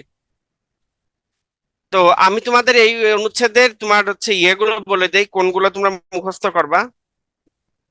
সবই তোমার হেডিং মুখস্থ করা লাগবে, কিন্তু ভিতরে মুখস্থ করতে গেলে তোমার 12, 12, 13, 15। আচ্ছা, কৃষক শ্রমিকেরটা কত? 13, 14ও করো, যেহেতু প্রিভিয়াসে আসছে। 14, 15, তারপরে এ পাশে কি আছে? 14 গেল, 18 করো, 14, 15, 18, 19 তো মাস্ট, 20, 21 এগুলো যতটুকু পারো দেখো, না থাকলে সমস্যা না। আর 25, এই কটা কোনোভাবে মিস করো না। যদিও 20, 21টা নাগরিকের নাগরিকের কর্তব্য এবং সরকারি কর্মচারীদের কর্তব্য এইগুলো নিয়ে বলা আছে, অধিকার কর্তব্য রূপে কর্ম এগুলো বলা আছে। এগুলো রিডিং দিও, আর এগুলো তোমার টানা মুখস্থ করার চেষ্টা করো, খুব ভালো হবে। 23-এর ক কি? 23-এর কতে কি আছে বলো তো? ও একটু কোশ্চেনের সাথে হয়ে যাবে, হুবহু লাগবে না। এই কটা তোমরা একদম ভিতরেরটা মুখস্থ করে ফেলো, বাকিগুলো তো হেডলাইন গুলো লিখো। ঠিক আছে, ঠিক আছে, বুঝছি। একবার তোমাদের একটু একটা কোশ্চেন আগায় নিয়ে যাই। মৌলিক অধিকার এবং মানবাধিকারের মধ্যে পার্থক্য, ভেরি ভেরি ইম্পর্টেন্ট। VVI, এটা আমার কাছে সারা জীবন খুব ইম্পর্টেন্ট একটা কোশ্চেন মনে হয়। আগে তোমাদের দেখো, আমাদের তৃতীয় ভাগটা হচ্ছে মৌলিক অধিকার নিয়ে, তাই না? মৌলিক অধিকার এবং মানবাধিকারের পার্থক্যটা খুব ইম্পর্টেন্ট, ঠিক আছে? আমি বেসিক বলে যাচ্ছি। ভাই, আফিয়া সিদ্দিকা, এগুলো তুমি যদি সাধু ভাষায় মুখস্থ করে লিখতে পারো that will be the best. But তোমার যদি এটা সাধু ভাষায় লিখতে যে তুমি যদি ভুল করার সম্ভাবনা থাকে, don't do it. Okay, don't do it. আচ্ছা, হ্যাঁ, 1 2 3 ভাগ মুখস্থ করলে খুব ভালো করতে পারবে, এরপরেও অনেক শেষ না ভাই, এরপরে মুখস্থ করতে হবে, কারণ এইগুলো থেকে বেশি আসে। আমি কিভাবে ড্রাগন হই ভাইয়া? আমাকে একটু বলো না, ড্রাগন কিভাবে হই, আমি তো নিজেই বুঝি না। ভাই আমি নিজে পারতেছি না, লাল দাগটা কিভাবে মুছবো? আমি তো ট্রাইং, আমার নিজেরই বিরক্ত লাগতেছে, এটা যে করছে তাকে করতে হবে, বুঝলা? এটা আমার হাতে না। ও, ওকে, যাই হোক, মৌলিক অধিকার এবং মানবাধিকার মধ্যে পার্থক্য, আমি যখন তোমাদের এই পার্থক্যটা বলবো, তোমাদের কিন্তু হুবহু তোমার সংজ্ঞাটা এবং তোমার জিনিসগুলো ক্লিয়ার হয়ে যাবা। দেখো এর পার্থক্য কি কি ক্ষেত্রে আছে। এই যে নিশাত, না কে, আর একখান দাগ দিয়ে দিলা ভাই। কি ভাই, সমস্যা কি? ভাই যে দাগ দিছেন একটু মুছে দেন তো, আমার খুব বিরক্ত লাগতেছে দাগগুলা। আচ্ছা যাই হোক, উনাকে লাল পানি খাওয়াই দাও। যাই হোক, আমরা মৌলিক অধিকার এবং মানবাধিকারের মধ্যে পার্থক্য বলতে থাকি, ঠিক আছে? এক, প্রথম পার্থক্য সংজ্ঞাগত। সংজ্ঞাগত পার্থক্য কি দেখো, সকল মৌলিক অধিকারই মানবাধিকার, কিন্তু সকল মানবাধিকারই মৌলিক অধিকার নয়। অর্থাৎ যে সকল মানবাধিকার কোন দেশের সংবিধান দ্বারা সংরক্ষিত হয় সেগুলো মৌলিক অধিকার হিসেবে বিবেচিত হবে। ক্লিয়ার? কথাটা খুব ইম্পর্টেন্ট। সংজ্ঞাগত পার্থক্য হচ্ছে এইটাই, যে সকল মানবাধিকার, মানবাধিকার তো সারা বিশ্বব্যাপী, যে সকল মানবাধিকার কোন দেশের সংবিধান দ্বারা সংরক্ষিত, অর্থাৎ যে সকল মানবাধিকার কোন দেশের সংবিধান দ্বারা সংরক্ষিত করা হয় সেগুলো মৌলিক অধিকার হিসেবে বিবেচিত হয়। বোঝা গেল? সকল মৌলিক অধিকারই মানবাধিকার, কিন্তু সকল মানবাধিকার মৌলিক অধিকার নয়। অর্থাৎ যে সকল মানবাধিকার কোন দেশের সংবিধান দ্বারা সংরক্ষিত হয় সে সকল মৌলিক অধিকার, সেইগুলোকে মৌলিক অধিকার হিসেবে বিবেচিত করা হয়। বোঝা গেল সংজ্ঞাগত পার্থক্যটা? এবার আসো আমাদের দ্বিতীয় পার্থক্যটা হচ্ছে উৎসগত। হ্যাঁ দেয়া যায়, কিন্তু তুমি পার্থক্যতে তো প্রামাণ্য সংজ্ঞা লিখতে পারবে না, সেটা তো তোমাকে মানবাধিকারের সংজ্ঞা চাইলে তুমি প্রামাণ্য সংজ্ঞা দিবা। এটি যদি পার্থক্যটা পড়ো তুমি নিজেটাই লিখতে পারবা। আচ্ছা, উৎসগত। দেখো, উৎসগত পার্থক্য হচ্ছে মৌলিক অধিকারের উৎস হলো কোন দেশের সংবিধান, পক্ষান্তরে মানবাধিকারের উৎস হলো আন্তর্জাতিক আইন এবং জাতিসংঘের ঘোষিত বিভিন্ন সনদ, যেমন universal declaration of human rights 1948। এটা হচ্ছে মানবাধিকারের উৎস। বাট মৌলিক অধিকারের উৎস যে কোনো দেশের তোমার সংবিধান। আচ্ছা আমি তো বলে যাচ্ছি ভাই, তুমি পরবর্তীতে রেকর্ডটা দেখার টাইমে দেখে দেখে তুমি নোট করে ফেলো। তাহলে উৎসগত পার্থক্য কি কি? মৌলিক অধিকারের উৎস হলো কোন দেশের সংবিধান, পক্ষান্তরে মানবাধিকারের উৎস হলো আন্তর্জাতিক আইন এবং জাতিসংঘের ঘোষিত বিভিন্ন সনদ, যেমন universal declaration of human rights 1948। এটা হচ্ছে উৎসগত পার্থক্য। 3 নাম্বার পার্থক্য হচ্ছে তোমার তোমার সীমানা। সীমানা হচ্ছে মৌলিক অধিকারের নির্দিষ্ট দেশের মধ্যে সীমাবদ্ধ, কিন্তু মানবাধিকার কোনো ভৌগোলিক সীমারেখা দ্বারা সীমাবদ্ধ নয়। মানবাধিকার বিশ্বব্যাপী, কিন্তু মৌলিক অধিকার কোনো একটা দেশের মধ্যে সীমাবদ্ধ। ওকে, আশা করি বুঝতে পারছো। এরপরে 4 নাম্বার, বলবৎকরণ। বলবৎকরণ, বলবৎকরণ হচ্ছে মৌলিক অধিকার আইন দ্বারা বলবৎ করা যায়, কিন্তু মানবাধিকার আইন দ্বারা বলবৎ করা যায় না। Very easy, very very easy, একদম ইজি এগুলা। এরপরে বিভিন্নতা। মৌলিক অধিকার এইগুলো এক দেশ থেকে আরেক দেশে ভিন্ন হতে পারে, কিন্তু মানবাধিকার সারা পৃথিবীতেই একই রকম। বুঝলা? মৌলিক অধিকার এক দেশ থেকে আরেক দেশে ভিন্ন হতে পারে, দেখা যাচ্ছে মৌলিক অধিকার এক দেশে একরকম দিল, আর এক দেশে আরেক রকম দিল, কিন্তু মানবাধিকার সারা বিশ্বেই একই রকম, ইউনিভার্সাল। প্রাধান্য: মৌলিক অধিকারের সাথে অসামঞ্জস্য আইনকে বাতিল বলে অনেক রাষ্ট্রের সংবিধানে ঘোষণা করা থাকে, কিন্তু মানবাধিকারের সহিত অসামঞ্জস্য আইনকে তেমন ভাবে বাতিল বলে ঘোষণা করা হয় না। কথাটা খুব কঠিন হয়ে গেল, আমি তোমাকে বুঝাই।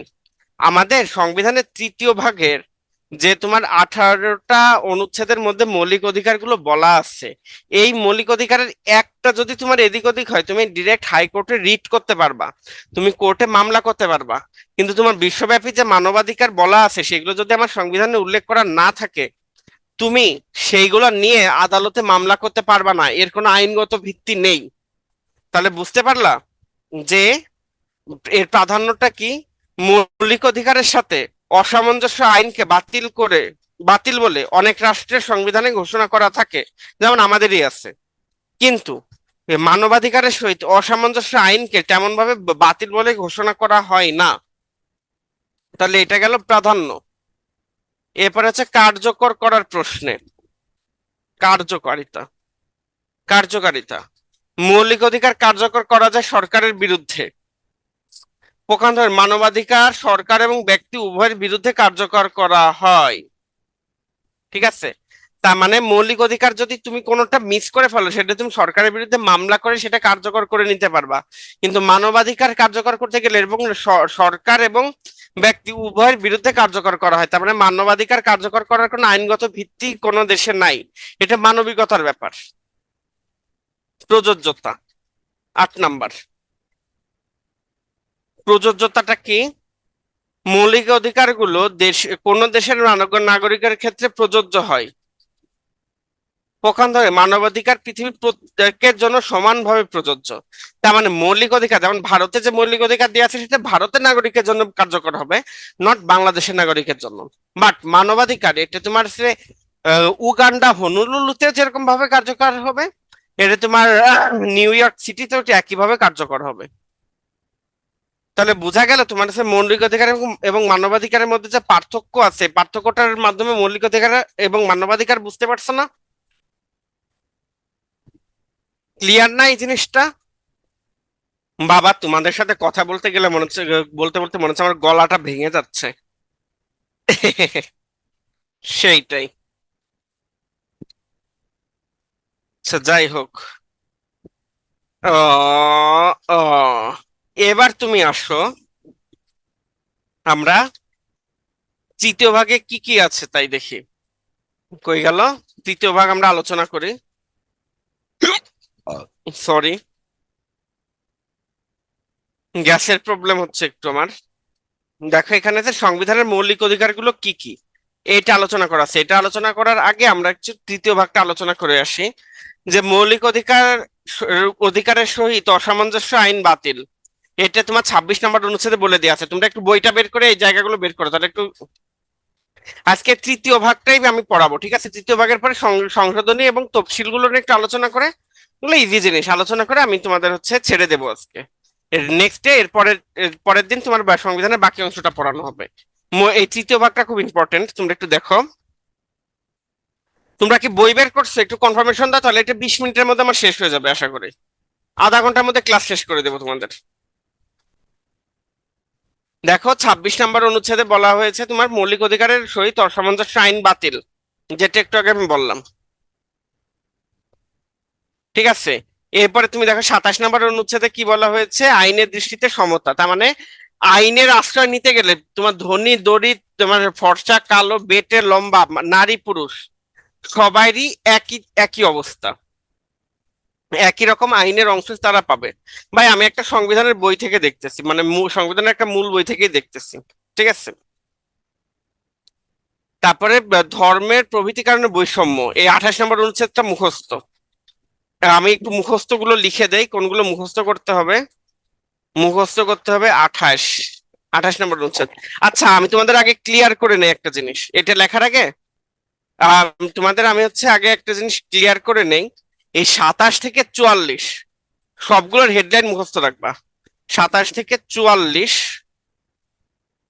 সব হেডলাইন মুখস্থ।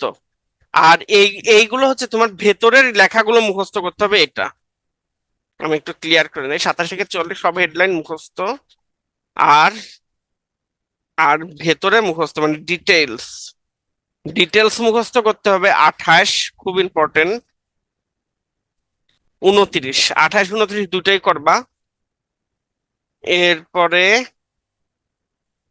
31 আমি যতটুক বলবো ততটুক মনে রাখবা। 31, এরপরে আর তেমন কিছু নেই। 39টা একটু দেখতে পারো। এই কয়টা তোমার ভিতরে বিস্তারিত মুখস্থ করলেই হবে, তাছাড়া বাকিগুলোর হেডলাইন করবার, যেগুলো তোমার একটু ইচ্ছা হয় তুমি একটু পড়ে নিতে পারো।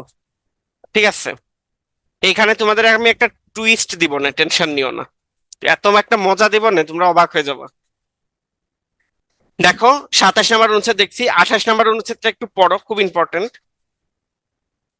28-এর 1-এ বলা হয়েছে, কেবল ধর্ম, গোষ্ঠী, বর্ণ, নারী পুরুষ ভেদ বা জন্মস্থানের কারণে কোনো নাগরিকের প্রতি রাষ্ট্রের বৈষম্য প্রদর্শন করিবে না।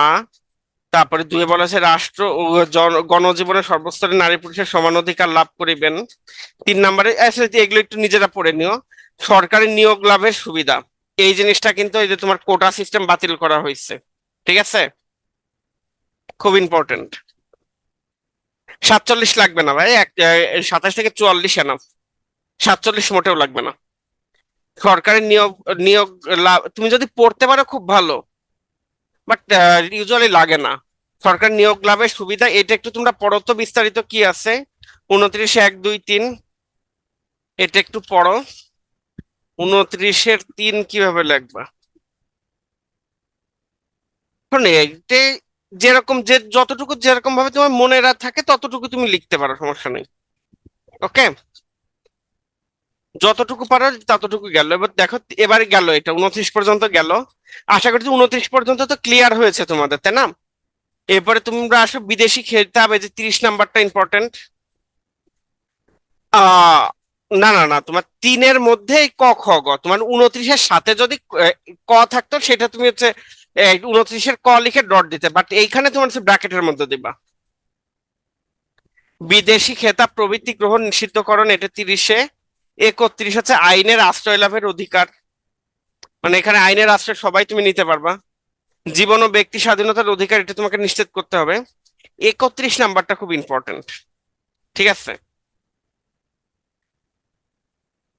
আমাদের বঙ্গবন্ধু শেখ মুজিবুর রহমানকে 66-তে তোমাকে কিন্তু যে নিরাপত্তা আইনে তোমার আটক করে রাখছিল না জেলে, বলতো? এই জিনিসটা তোমাদের একটু আমি বুঝাবো। এইটা আমি একটু পড়ে পড়ে বুঝাবো, একটু একটু একটু টাইম লাগবে।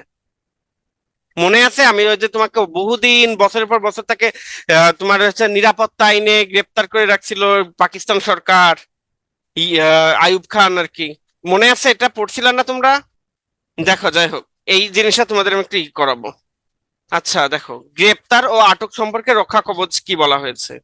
31-এর 1 থেকে 6 আছে। সবগুলো মুখস্থ না করতে পারলে প্রথম 3টা মুখস্থ করো একটু। ঠিক আছে, 31-এর 1-এ বলা হয়েছে, গ্রেপ্তারকৃত কোনো ব্যক্তিকে যথাসম্ভব শীঘ্র গ্রেপ্তারের কারণ জ্ঞাপন না করিয়া কি প্রহরায় আটক রাখা যাইবে না। অর্থাৎ আমি যদি কাউকে গ্রেপ্তার করি তাহলে তাকে সাথে সাথে কারণ বলতে হবে, তাকে কেন আমি গ্রেপ্তার করছি এটা তাকে বলতে হবে, এবং তারপরে তাকে আমি আটক করতে পারবো। এবং উক্ত ব্যক্তিকে তাহার মনোনীত আইনজীবীর সহিত পরামর্শ ও তাহার দ্বারা আত্মপক্ষ সমর্থনের অধিকার হইতে বঞ্চিত করা যাবে না। অর্থাৎ তোমাকে আমি যদি অ্যারেস্ট করতে যাই, এই যে ডক্টর দিগন্ত, ধরো তোমাকে আমি যদি অ্যারেস্ট করতে চাই, তাহলে তোমাকে আমার বলতেই হবে যে আমি তোমাকে লাল পানি সহ ধরছি বিধায় তোমাকে আমি অ্যারেস্ট করতেছি। এবং এইখানে যে তুমি এইখান থেকে যে আত্মপক্ষ সমর্থন করবা, এইটা তোমাকে অবশ্যই আমাকে সুযোগ দিতে হবে, কিন্তু অবশ্যই তোমাকে সেটা উকিলের মাধ্যমে কোর্টে তুমি সেটা আত্মপক্ষ সমর্থনের সুযোগ পাবা। 2 নম্বরে বলা হয়েছে, গ্রেপ্তারকৃত ও প্রহরায় আটক প্রত্যেক ব্যক্তিকে নিকটতম ম্যাজিস্ট্রেটের সম্মুখে গ্রেপ্তারের 24 ঘন্টার মধ্যে গ্রেপ্তার স্থানে ম্যাজিস্ট্রেটের আদালতে আনয়নের জন্য প্রয়োজনীয় সরি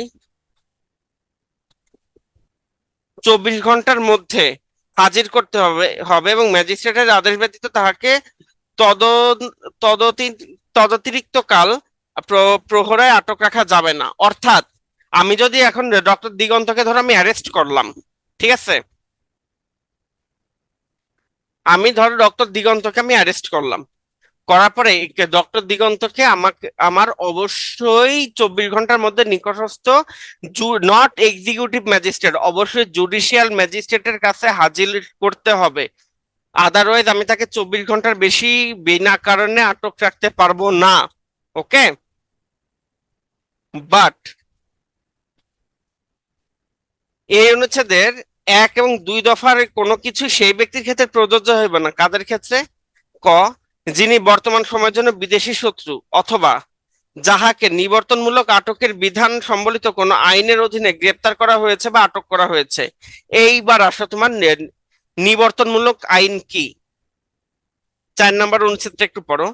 নিবর্তনমূলক আটকের বিধান সম্বলিত কোনো আইন দ্বারা কোনো ব্যক্তিকে 6 মাসের অধিক কাল আটক রাখিবার ক্ষমতা প্রদান করিবে না, যদি সুপ্রিম কোর্টের বিচারক রহিয়াছেন বা ছিলেন কিংবা সুপ্রিম কোর্টের বিচারক পদে নিয়োগ লাভের যোগ্যতা রাখেন এরূপ দুজন বা গণপ্রজাতন্ত্রের কর্মে নিযুক্ত একজন প্রবীণ কর্মচারীর সমন্বয়ে গঠিত কোনো উপদেষ্টা পরিষদ উক্ত 6 মাসের অতিবাহিত হবার পূর্বে তাহাকে উপস্থিত হইয়া বক্তব্য পেশ করিবার সুযোগ দানের পর রিপোর্ট প্রদান না করিয়া থাকেন যে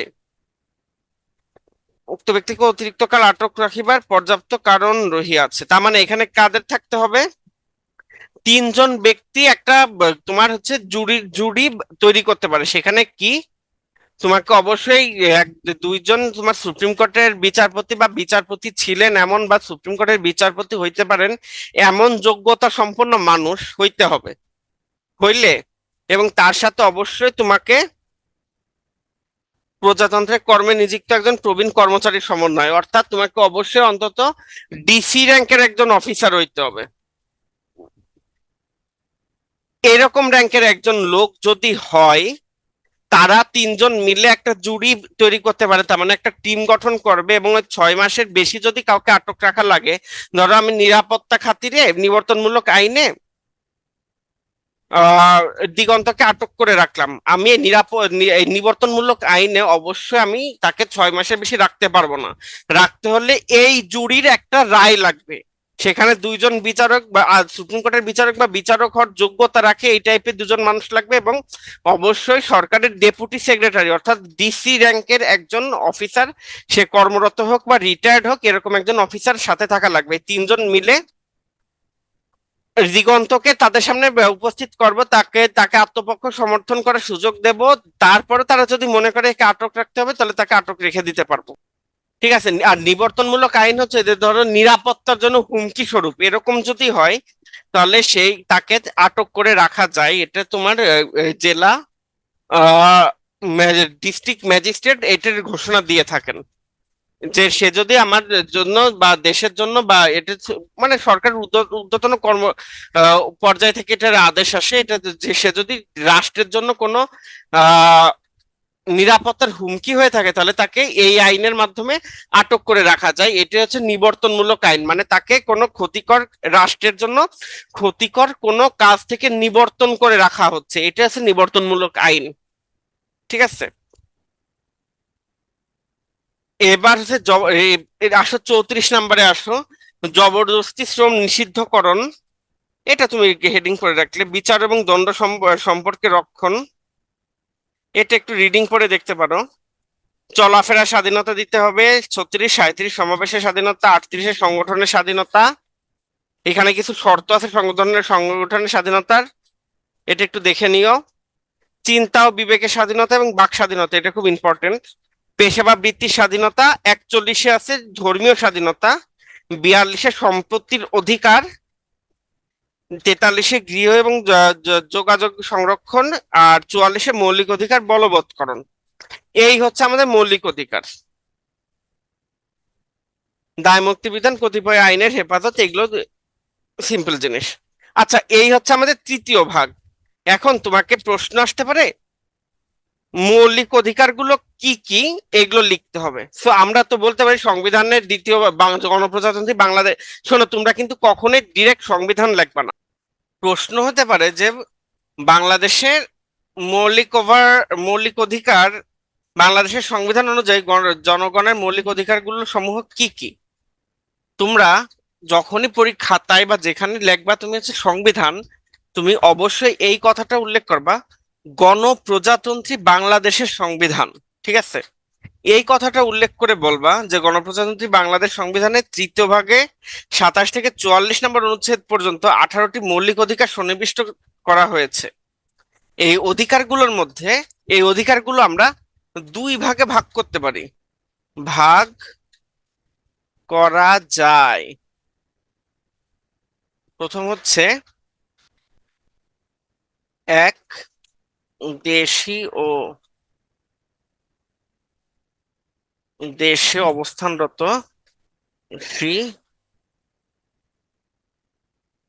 নাগরিকদের জন্য। আর দুই নাম্বারটা হচ্ছে শুধু বাংলাদেশি নাগরিকদের জন্য। ওকে, এটা কিন্তু আমরা দুই ভাগে ভাগ করতে পারি। টোটাল 12টার মধ্যে এখানে হচ্ছে 6টা, মানে বাংলাদেশি এবং বাংলাদেশে অবস্থানরত বিদেশি নাগরিক যারা আছে তাদের সবার জন্য এখানে 6টা, আর এইখানে 12টা। এগুলো এখন আমি উল্লেখ করে দেই কোনগুলা কোনগুলা, তাই না?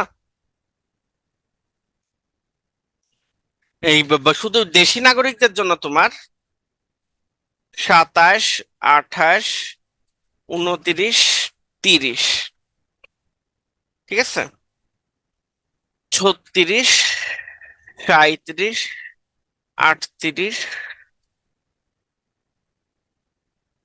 39, 40, সরি 42, 43, 44। 1, 2, 3, 4, 5, 6, 7, 8, 9, 10, 11, 12। এই 12টা অধিকার শুধুমাত্র বাংলাদেশি নাগরিকদের জন্য। আর এইগুলো হচ্ছে বাংলাদেশি এবং বাংলাদেশে অবস্থানরত বিদেশি নাগরিকদের জন্য, মানে বোথদের জন্য। সেটা হচ্ছে তোমাদের হচ্ছে 31, 32, 33, 34, 35 আর 41। এই 6টা মাথায় থাকবে জিনিসটা। 26 মৌলিক অধিকার না, মৌলিক অধিকারের হেডিং বলা যায় এটা। ঠিক আছে, এই 27 থেকে 44, এই 18টা হচ্ছে মৌলিক অধিকার। তো এখন আমরা এই জিনিসটা বলে নিলাম যে বাংলাদেশি এবং বাংলাদেশে অবস্থানরত বিদেশি নাগরিকদের জন্য 6টি অধিকার আছে। সেই অধিকারগুলো হচ্ছে 31 নাম্বারটা লিখে তুমি সিরিয়ালি লিখে দিলা। 31-এ এটা আছে, ধরো 31-এ তুমি বলে দিলা তোমার 31 নম্বর অনুচ্ছেদে আছে আইনের আশ্রয় লাভের অধিকার বলা আছে। 32-এ বলা আছে তোমার জীবন ও ব্যক্তি স্বাধীনতার অধিকার রক্ষণ। 33-এ বলা আছে তোমার গ্রেপ্তার এবং আটক সম্পর্কে রক্ষা কবচ। 34-এ ধরো তোমার বলা আছে জবরদস্তি শ্রম নিষিদ্ধকরণ। 35-এ বলা আছে বিচার এবং দণ্ড সম্পর্কে রক্ষণ। আর 41 আছে ধর্মীয় স্বাধীনতা। এই কটা আছে বাংলাদেশ এবং বাংলাদেশে অবস্থানরত বিদেশি নাগরিকদের জন্য। আর শুধু বাংলাদেশি নাগরিকদের জন্য যে প্রিভিলেজ গুলো দেওয়া হয়েছে সেগুলা হচ্ছে তোমার 27 নম্বরে আইনের দৃষ্টিতে সমানতা। 28 আছে ধর্ম প্রভৃতি কারণে বৈষম্য না প্রদান। 29-এ সরকারি নিয়োগ লাভের সুবিধা। তারপরে বিদেশি খেতাব নিষিদ্ধকরণ রাষ্ট্রপতির অনুমতি ছাড়া। তারপরে তোমার এই পাশে 36-এ চলাফেরার অধিকার। 37-এ সংগঠনের অধিকার। 38-এ চলাফেরার অধিকার, সমাবেশের অধিকার, সংগঠনের অধিকার। 39-এ চিন্তা ও বিবেকের স্বাধীনতা এবং বাক স্বাধীনতা। 40-এ পেশা ও বৃত্তির অধিকার। 42-এ সম্পত্তির অধিকার। 43-এ গৃহ এবং যোগাযোগের রক্ষণ। আর 44-এ মৌলিক অধিকার বলবৎকরণ। এটা এই স্লাইডটা আমি পিটুয়েতে পাঠিয়ে দেব, তোমরা ওইখান থেকে কালেক্ট করে নিও। আর আমার এই স্লাইডে আমি আরো একটা ক্লাস নিব, সেই ক্লাসটা নেওয়ার পরে ফাইনালি স্লাইডটা দেখে আমি নিজেও P2 এর টেলিগ্রাম গ্রুপে দিয়ে দিতে পারি। তাছাড়া তোমার P2 থেকেও দিয়ে দেবে, সমস্যা নেই। তো আমাদের যদি মৌলিক অধিকার কি কি এটা আসে, এটা কিন্তু প্রিভিয়াস কোশ্চেনে আসছেও, আসলে আমরা এরকম ভাবে যদি লিখি, তোমরা নিজেরাই বিচার করো, কেউ যদি একটানা ঢালাও লেখে আর আমরা যদি এইভাবে লিখি, কার খাতাটা ভালো লাগবে দেখতে বলো তো? আমরা মৌলিক অধিকারের মধ্যে ক্লাসিফিকেশন করে ফেললাম না, বলো তো? এইভাবে হচ্ছে আমাদের কাজ করতে হবে। ওকে, তোমরা কি বুঝতে পারছো এই জিনিসটা কিভাবে লিখবা? দেখো, এইখানে যেসব প্রশ্ন আসে বা আসার মতো, এই মৌলিক অধিকারগুলো উল্লেখ করার কথা বলতে থাকতে পারে। মৌলিক অধিকার এবং মানবাধিকারের পার্থক্য তো বললামই। নাগরিকের দৃষ্টিতে আইনের দৃষ্টিতে নাগরিকের সমান এবং আইনের সমান আশ্রয় লাভের অধিকার, এই জিনিসটা একটু ব্যাখ্যা করা আসতে পারে, তোমাদের আলোচনা করছি। ধর্মীয় স্বাধীনতা জিনিসটা 41 এবং 41-এ আছে, এটা তোমরা দেখতে পারো। চলাফেরার অধিকার, এগুলো তো আমি তোমাদের বলেছি। সম্পত্তির অধিকার, এগুলো বলা হয়েছে গ্রেপ্তার ও আটক সম্পর্কে রক্ষা কবচ সম্পর্কিত অধিকার, যেটা 33-এ আমি তোমাদের বলছি। মোটামুটি ক্লিয়ার নাই এই জিনিসটা? এখন একটা প্রশ্ন আছে, একটা প্রশ্ন এখানে থেকে যাচ্ছে, যে তোমার নতুন একটা প্রশ্ন, যেটা একটু তোমার বুঝো। মৌলিক অধিকার বলবৎকরণের উপায় সমূহ কি কি? ঠিক আছে, মৌলিক অধিকার বলবৎকরণের উপায় সমূহ কি কি? এটা আমরা কি রকম ভাবে করি, যে সংবিধানের 44 নম্বর অনুচ্ছেদে মৌলিক অধিকার বলবৎকরণের জন্য সুপ্রিম কোর্টের হাইকোর্ট বিভাগে সংবিধানের 102 নম্বর অনুচ্ছেদ অনুযায়ী মামলা রুজু করা যায়। ঠিক আছে, এখন এইটাকে হচ্ছে রিট করা বলে। মামলা রুজু করা মানে রিট করা বলে। এইভাবে তুমি রিট করতে পারবো। সেখানে আমরা 144, আমরা 44 নম্বর অনুচ্ছেদটা একটু বলে দিতে পারি কি বলা আছে এখানে। একদম হুবহু এটা তুলে দিয়ে আমরা বলতে পারি, এখানে রিট আছে 5 প্রকার। রিট 5 প্রকার, তো লিখে দেই। এক, বন্দি প্রদর্শন রিট। 2, হুকুম জারি রিট। 3, নিষেধাজ্ঞামূলক রিট। 4, উৎপ্রেষণমূলক রিট। 5, কারণ দর্শাও রিট, শোকজ রিট। এই 5 রকম রিট আছে, এগুলোর বিস্তারিত আমাদের পড়ার দরকার নেই, জাস্ট এই 5টা রিট সম্বন্ধে আমরা জেনে রাখি। আর 44 নম্বর অনুচ্ছেদটা একটু আমরা জানলেই হচ্ছে। বোঝা গেল এই জিনিসটা? রিটটা কিভাবে আমরা লিখবো, এই টাইপের প্রশ্ন এখান থেকে হইতে পারে। তো এই ছিল আমাদের তোমার হচ্ছে 23 নম্বর কি তৃতীয় ভাগের অনুচ্ছেদ। তৃতীয় ভাগটা শেষ হলো। এবার আসেও আমরা ইসে যাই, তফসিলে যাই। না, আগে আমরা সংশোধনীতে যাই, নাকি তফসিলে যাই আগে আমরা? দেখো, তফসিলের মধ্যে আমি তোমাদের বারবার করে বলেছি একটা জিনিস, প্রথম থেকে তৃতীয় ইম্পর্টেন্ট না, চতুর্থ তফসিলটা খুব সম্ভবত 50-এর 1 নম্বর অনুচ্ছেদ, এটা ইম্পর্টেন্ট না তো। পঞ্চম, ষষ্ঠ, সপ্তম তফসিলটা ইম্পর্টেন্ট। পঞ্চম তফসিল হচ্ছে আমাদের কি আছে,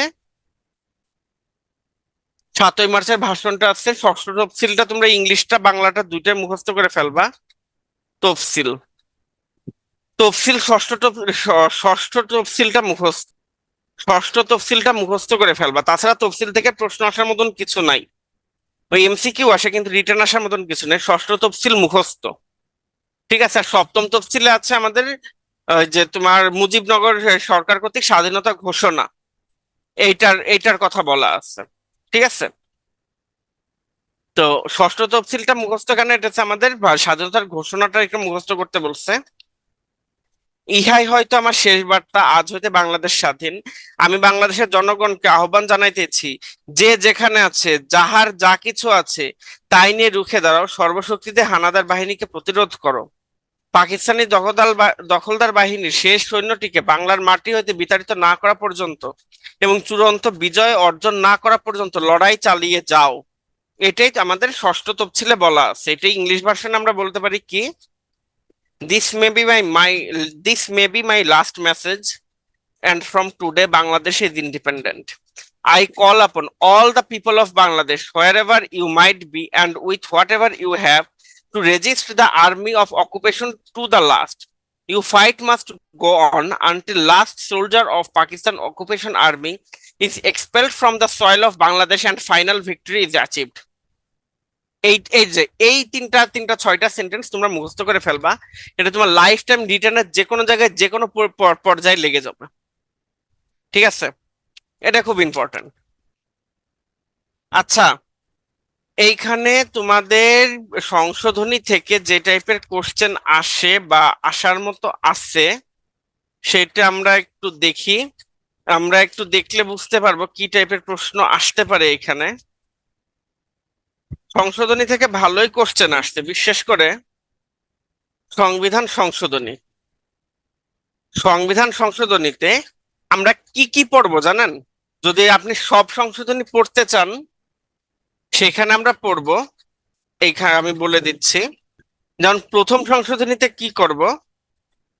প্রথম সংশোধনীতে শিরোনাম ৭৩, উত্থাপনকারী আইনমন্ত্রী মনোরঞ্জন ধর, আর প্রধান বিষয় যুদ্ধাপরাধীদের বিচার। এনাফ, এতটুকুই। এখন বিষয় হচ্ছে আপনাদের ম্যাক্সিমামের সবাই পড়তে চাবেন না, সংবিধান সংশোধনীটা পড়তে চাবেন না। তাহলে আমরা কি পড়বো সংবিধান থেকে? অ্যাকচুয়ালি সংবিধান থেকে আমরা পড়বো পঞ্চম সংশোধনী, ধ্বনি এবং এর যাবতীয় সমালোচনা, আর পঞ্চদশ সংশোধনী। ঠিক আছে, পঞ্চম সংশোধনীটা পড়বো আর পঞ্চদশ সংশোধনী, ধ্বনি এবং এর যাবতীয় গুণগান। শোনেন, আপনারা যখন গাইড থেকে পড়তে যাবেন, হ্যাঁ, গাইড থেকে যখন পড়তে যাবেন তখন এইগুলোতে অতিরিক্ত এই যে পঞ্চদশ সংশোধনী আমাদের ওই যে আমরা কোন ভার্সনটা ব্যবহার করি, ওই এই যে এই পঞ্চদশ সংশোধনী থেকেই আসে এইগুলা। ঠিক আছে, তো এই পঞ্চম সংশোধনী বা ফার্স্ট ডিস্টরশন অফ কনস্টিটিউশন, এটাকে বলা হয় পঞ্চম সংশোধনী। খুব ইম্পর্টেন্ট এটা। এটা যাবতীয় সমালোচনা যত প্রকার পারবেন আপনারা করবেন ইচ্ছা মতন। আর পঞ্চদশ সংশোধনী এবং এর যাবতীয় গুণগান যা আছে সেগুলো আপনারা পড়ে ফেলবেন। চেষ্টা করবেন টু দা পয়েন্টে অল্প কথায় লিখতে, তাহলে আপনারা ভালো নাম্বার পাবেন। এই হচ্ছে আমাদের সংশোধনী আর তফসিল নিয়ে আমাদের আলোচনা, এছাড়া আসলে আলোচনার কিছু নেই। আর আমরা যখন নারীদের নিয়ে কাজ করব তখন আমরা আরো বিস্তারিত পড়বো নেক্সট ক্লাসে এটা। তো এটাই ছিল মোটামুটি আজকে আমাদের ক্লাস। নতুন ভাবে আর কিছু বলার নেই। আপনারা সংবিধান সম্বন্ধে যথেষ্ট ভালোভাবে ইয়ে করেন। এবার বলেন আপনাদের কোনো কোশ্চেন আছে কিনা? আপনাদের কোনো কোশ্চেন আছে কিনা প্লিজ একটু জানান। Feel free to ask question. ৫-৭ মিনিটের মধ্যে কোশ্চেন করেন, তারপর আমরা গুড নাইট জানিয়ে দেব। ঠিক আছে, তারপর নেক্সট ক্লাসে আমরা হচ্ছে ইয়ে করবো সংবিধানের বাকি অংশটার সাথে সরকার ব্যবস্থা, এইগুলো কম্বাইন করে আমরা পড়বো ইনশাআল্লাহ। কোনো কোশ্চেন নাই? হ্যাঁ, মোটামুটি কমন আসবে, ওইখান থেকে পারবেন। এটা আপনার লেখার উপর ডিপেন্ড করে আপু। এর কত পেজ লেখা স্ট্যান্ডার্ড? আপনি যেহেতু লম্বা খাতা, আপনি 18-20 লাইন অন্তত লেখেন। ভাইয়া তুমি পড়া শুরু করবা কোশ্চেন বেসিসে। তোমার তো মেন জিনিস আলোচনা করছি, তুমি একটু চোখ বুলাই নিলা, কিন্তু কোশ্চেন বেসিসে পড়বা, তাহলে তোমার পড়তে সুবিধা হবে, কনসেন্ট্রেশন ভালো থাকবে। আমার ক্লাস শেষ হচ্ছে, সংবিধানের দ্বিতীয়টা আমি লিখতে দেবো ইনশাল্লাহ বাসায়। তুমি নিজে এই যে বললাম তো নোট করে ফেলবা।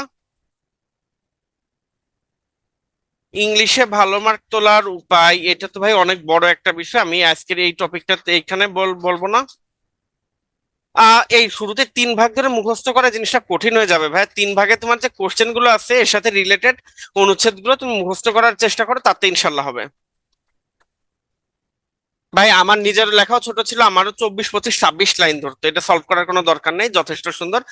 চেষ্টা করবা ফাঁকা ফাঁকা ভাবে সুন্দর সুন্দর ভাবে লেখা।